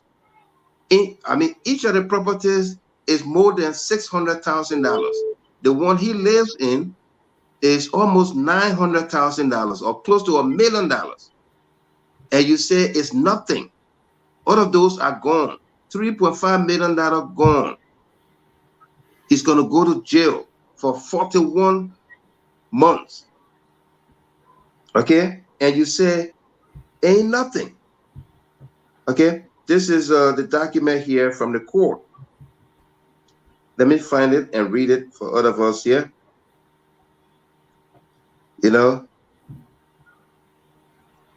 Quickly, where is it at? And the forfeiture, and there was just a joke after we left the courthouse. One of the guys from the prosecutor says, what kind of criminal is this? This guy might be the dumbest criminal. He says, Michael Malcolm in New York, the John Bond King, stole $1.5 billion. And the never ever show up with that kind of cash. He said the federal government could not get a hand on a dime. And this guy allowed the federal government to take all his money and brought it. The judge said he never seen this. Wow. Right. Wow. Yeah. Here Wait. is Can you go back to what you just said? You said somebody brought money. Is that what you said? Yeah, he did. Stanton He said Waterspoon brought $3.5 million. $3.5 million. Cash? Well, check. we didn't see it. The lawyer said it was in an envelope. Well, the Fatigar brother said that this is where the lies come in place. The Fatigar brother said he showed up with 3.5 million raw cash, and it made the judge yell. Nope, that's a lie. So so the 3.5 million, let me ask you a question, Mr. Gibbons. Sorry. The 3.5 million restitution, right? I gotta take this call that my VSB calling. Sorry. I'm sorry. Okay, Mr. Gibbons. Why he's gone? Let me ask you a question, right? Yeah. Let's read the imprisonment document here. I have it right here. Okay. Yeah, go ahead. Yeah. It says, defendant Stanton Witherspoon, case number 23-Sierra-60005-RS1. The defendant is hereby committed to the custody of the United States Bureau of Prisons to be in prison for a total of 41 months as to count one. And the 41 months as to count one is highlighted. Sorry, right here is highlighted. The 41 month is highlighted so that you know the total 41 months, 3 years, 5 months. The court makes the following recommendations to the Bureau of Prisons. Defendant be placed in a facility in the District of New Jersey to be closest to family. Another check mark here. The defendant shall surrender for service of sentence at the institution designated by the Bureau of Prisons before 12 p.m. on January 31st, 2024. Okay, so he's not going to court unless the prosecutors find out that he has not been truthful within the 90-day period as they are excavating, digging deeper into information that he will provide, information that third parties will provide. He's reporting directly to jail. And for those of you in Monrovia, in Labrador that are following, if you don't know, Mr. Gilman, not jail, prison. Prison. He's reporting directly to prison. So if the court said go to Center Street, South Beach, or go to Bella Yala, or go to Zwedru Palace of Corrections, that's where you go on January 31st before 12 midday. Okay, so he's going to serve full 41 months in prison, federal prison. And the judge says this. There were rumors. Somebody asked whether there were possibility of parole. And the judge says the federal system has no such thing as parole any longer. As parole. You are sentenced to 41 months, you will serve your 41 months. Whatever you are sentenced to, you will serve the full amount. So the reason we came on here is my phone has been ringing off the hook. People coming with different things that, but folks from the other side are known to embellish, to fabricate. So when we are coming on your show, this is why we take notes and we have the actual documentation. So we are glad that you have us here. Mr. Tomalin Joe, thank you very much for the invitation. Mr. Chairman, thank you very much. We'll be available. Like we say, the transcript is available already. The full transcript will be available within 24 hours. We have the document, the prison sentencing, the order. Everything is there. It cannot be fabricated. Nobody made this. So no, it is a sad time that when you go somewhere and call yourself a Liberian, especially in the health sector. In the health sector. That The joke is, where did you get your credential? Hopefully you didn't get it Where? from Stanton. I'm in South Florida, and that's the joke, because most of the people from the Caribbean, when they enter the United States, it is their gateway to the American dream. They start off at CNA and then all of that. But one of the things, before I go, that were revealing today, Stanton Waterspoon lawyer said, Stanton Waterspoon got into this syndicate by default. She said it happened that he went to a nursing school and he couldn't graduate. He couldn't pass the exit exam. So someone approached him and told him, well, you don't have to go through all that. We got somewhere where in 3 months you can buy your stuff and do that. It was where Stanton Weatherspoon went and saw that money could be made in selling that diploma. That's what the lawyer said. I'm not saying it. That's what she said. And this is how Stanton Waterspoon got to buy his degree and turn it around and selling some. So Stanton Waterspoon, he didn't actually graduate from the nursing school to which he went because he couldn't pass the exit. I see why, Mr. Gayman, I see why we reported that the 2 nursing certificates or degrees he had were revoked. One from Ohio and one from New Jersey. The one from Ohio was just for about 3-4 months. That's and correct. that license was revoked. Same thing with New Jersey. So now we understand why we have those certificate numbers. Yeah. And this is from his lawyer. This is not innuendo. So the lawyer said, in fact, the prosecutor wanted to know how long does it take to get the associate degree? And the lady said 24 months RN, then you get an associate degree. So when Stanton Waterspoon was asked as to his mental capacity, the judge, you were there on the 24th charge, when he kept pleading yes to all these charges, the judge wanted to know, what is your level of education? You remember that? Are you basically competent to understand the gravity of what you are agreeing to? Now we are seeing when he said, I have a LPN, which is equivalent to an associate degree. Today, the nursing director said, no, LPN is not associate degree level. LPN is the next step beyond a CNA. And it's a 1-year course, and a bachelor, the associate degree is a full 2 years education. So, gentlemen, thank you very much for having me on. Yeah, I know you got been here a whole while. You got questions? Yeah, thank you so much. But one last question before you leave us, because one of the reasons why we decided to just invite you, because we know one thing about Liberia, we got a lot of lawyers. The minute that the sentence came out today, people had a participation. We saw one. What were you guys trying to report from Front Page Africa? They're coming to it. Don't worry. We're coming to it. So the question was, some people were saying that some people are getting confused. They said that the sentencing would take place on January 31st.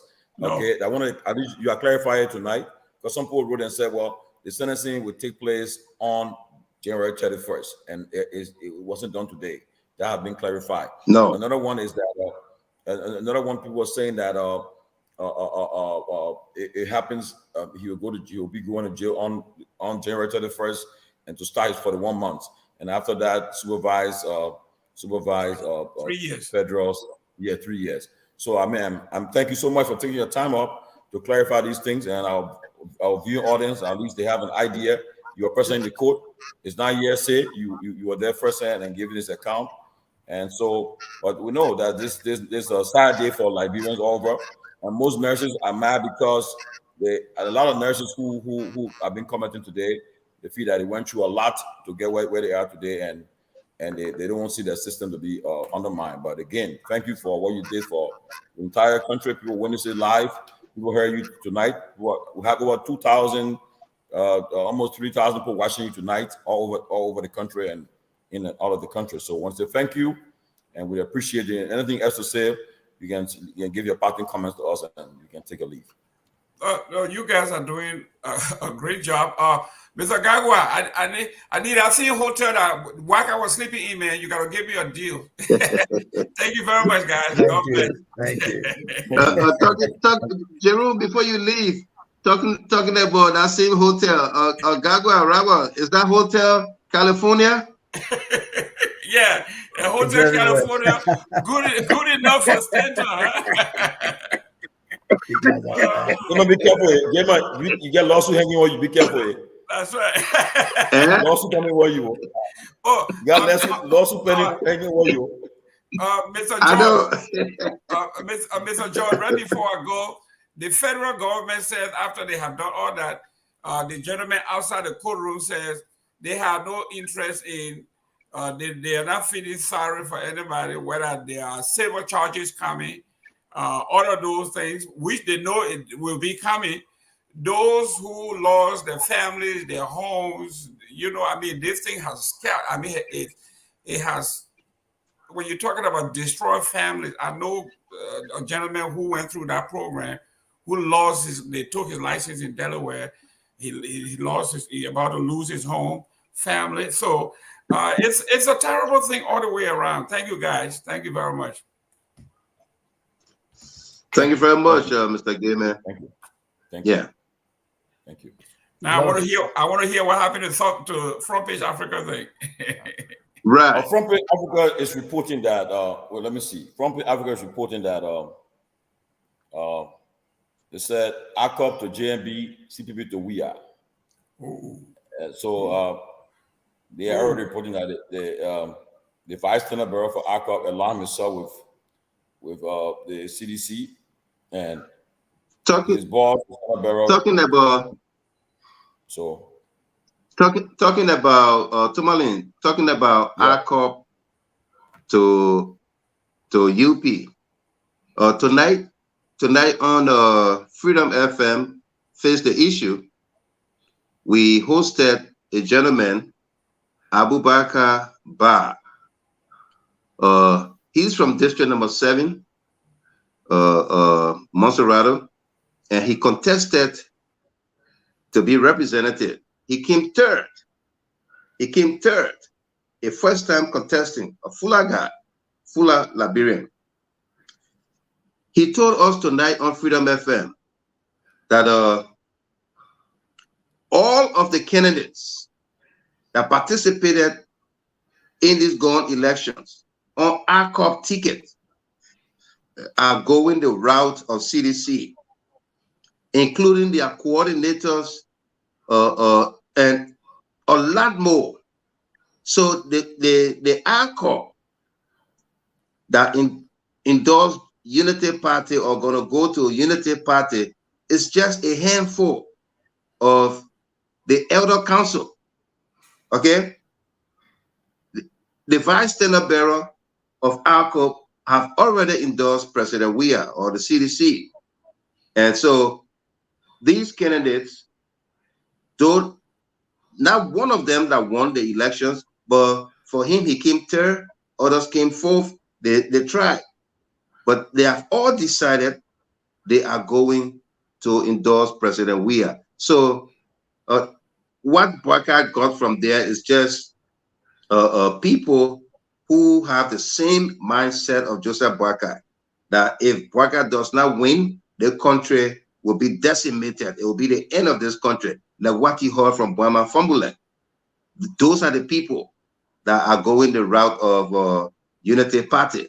But the young people, the fabric of this society are going the route of CDC. Wow. Well, I know almost we're out of time. So, but I'll tell you, thank you. Tomorrow, I'm sure we'll know the endorsement tomorrow. They will come up and we'll know. So tomorrow, we hope we can meet again and we can discuss the endorsement and the race at hand. Tomorrow, CPP, they already took a decision. They have made it clear. I talked to both Chairman Gu from the ANC and Chairman Bility from the Labour Party, but I touched on the CPP. And they said they are taking a decision tomorrow. They will be making it known to the Liberian people. So, guys, that's where we are. We have 12 days to the election, and on November 14, Liberian people will win, and someone will be the cause of that victory. So look forward to that. But guys, just give your parting comments so we can call your day.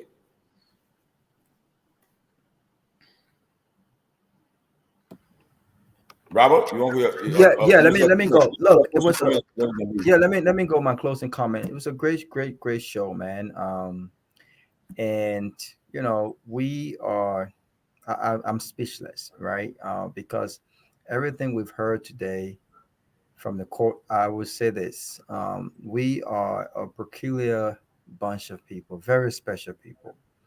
To see people And celebrating, to see people celebrating um, this man, and the very people who are celebrating this, you know, this character have led campaigns to um, um, attack or assassinate great characters, people who actually earned millions by hard work. It just speaks to, you know, where we find ourselves. And so hopefully we can expand on this tomorrow. But in the interest of time, may God bless whatever that's going on over there. And may God bless our country. But good people, great Liberians. This is not personal. These sorts of attitudes, these things should not be entertained. I mean, to walk in a courtroom with $3.5 million check, you know, it speaks to this to this arrogance. And you have my good friend Fatiga and others talking about the man walking with a $3.5 million cash. I mean, this is arrogance. You know, who does that? $3.5 million raw cash and a George Yell. Is this something to be proud about? Is this something to even talk about? Is this something to even do? Does it make sense? But look, I wish him all the best because this is just the beginning of the start of a long legal battle. And I mean, this will not be good. And to see what's happening in court, this 3.5 million. Well, a lot of those folks who have been affected will look at this and say, well, this guy probably got some cash. He probably made a lot of money from this. And so, you know what? Lawsuits, get those lawyers ready. And so those properties, those, I mean, it's a lot to this, and people are not even thinking. You know, people are not thinking. But good luck to them. Good luck to what's happening, and we will be here to talk about these issues. We'll be here for a very long time because some of us will be millionaires soon, and we'll earn our own millions. We'll be millionaires soon. We'll earn our own millions. Yeah, Tomalin. Yeah, we'll earn our own money. Hard work. Every Liberian out there, young and old, continue to believe in hard work. There's dignity in hard work. Earn what you got. Live your best life. Continue to help others. You do not have to cut corners to be an humanitarian. You do not have to cut corners to help people. You do not have to cut corners to be generous. Hard work. Continue down that path. That's the only way. Thank you. Thank you. Absolutely. Thanks, guys. Thank you.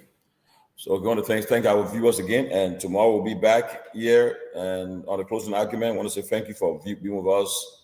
Heron Jala, thank you guys. Thank KMT, Real TV, Truth FM, and Hot FM, and all the local stations that take our program carrying it live across the country.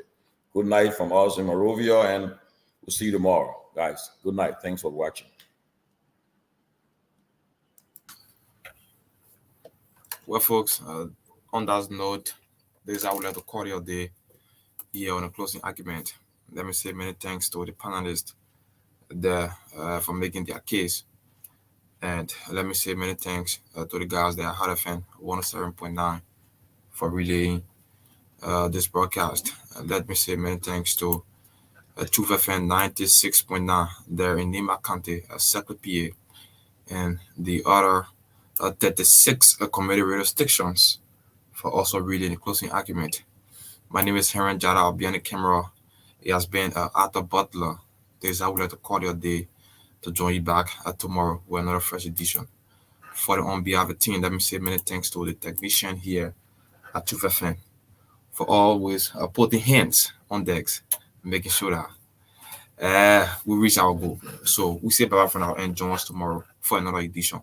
The time check is exactly 21 minutes, climbing up to 12 o'clock. So there's the Renaissance on Radio 96.1, broadcasting live from Dupont Road, Pinsville, outside the nation's capital, Monrovia. We say bye-bye. Join us tomorrow.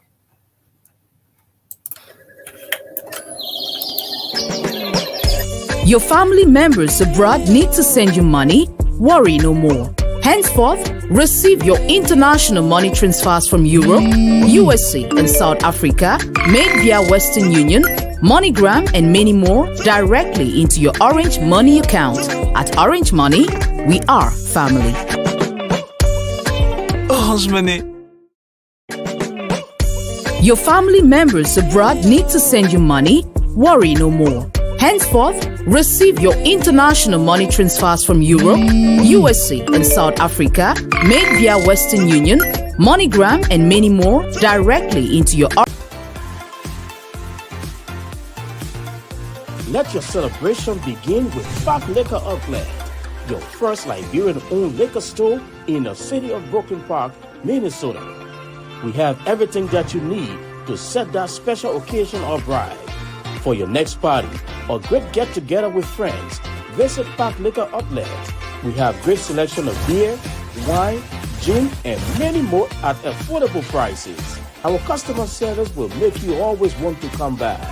We are open Monday to Saturday, 9 a.m. to 10 p.m.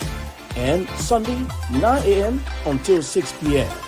Park Liquor Outlet, your one-stop celebration store. With Orange Money, I can send money to my buying danta. With Orange Money, I can send money to my mind loafer. Just that star 144 hash. Follow the instruction and do what you want. Just that star 144 hash. Follow the instruction and do what you want. If you want pay for EDC or pay your school fee, brother, you can use Orange Money. If you want buy your credit or pay your taxes, sister, you can use Orange Money. Oh. Just that star 144 hash. Just that star 144 hash. Just that star 144 hash. Just that star 144 hash. Tell me who I put for. Where my Orange Money, yo. I can pay my LEC bills. You see Orange Money, yo. Tell me who I put for. Where my Orange Money, yo. I can pay my LEC bills.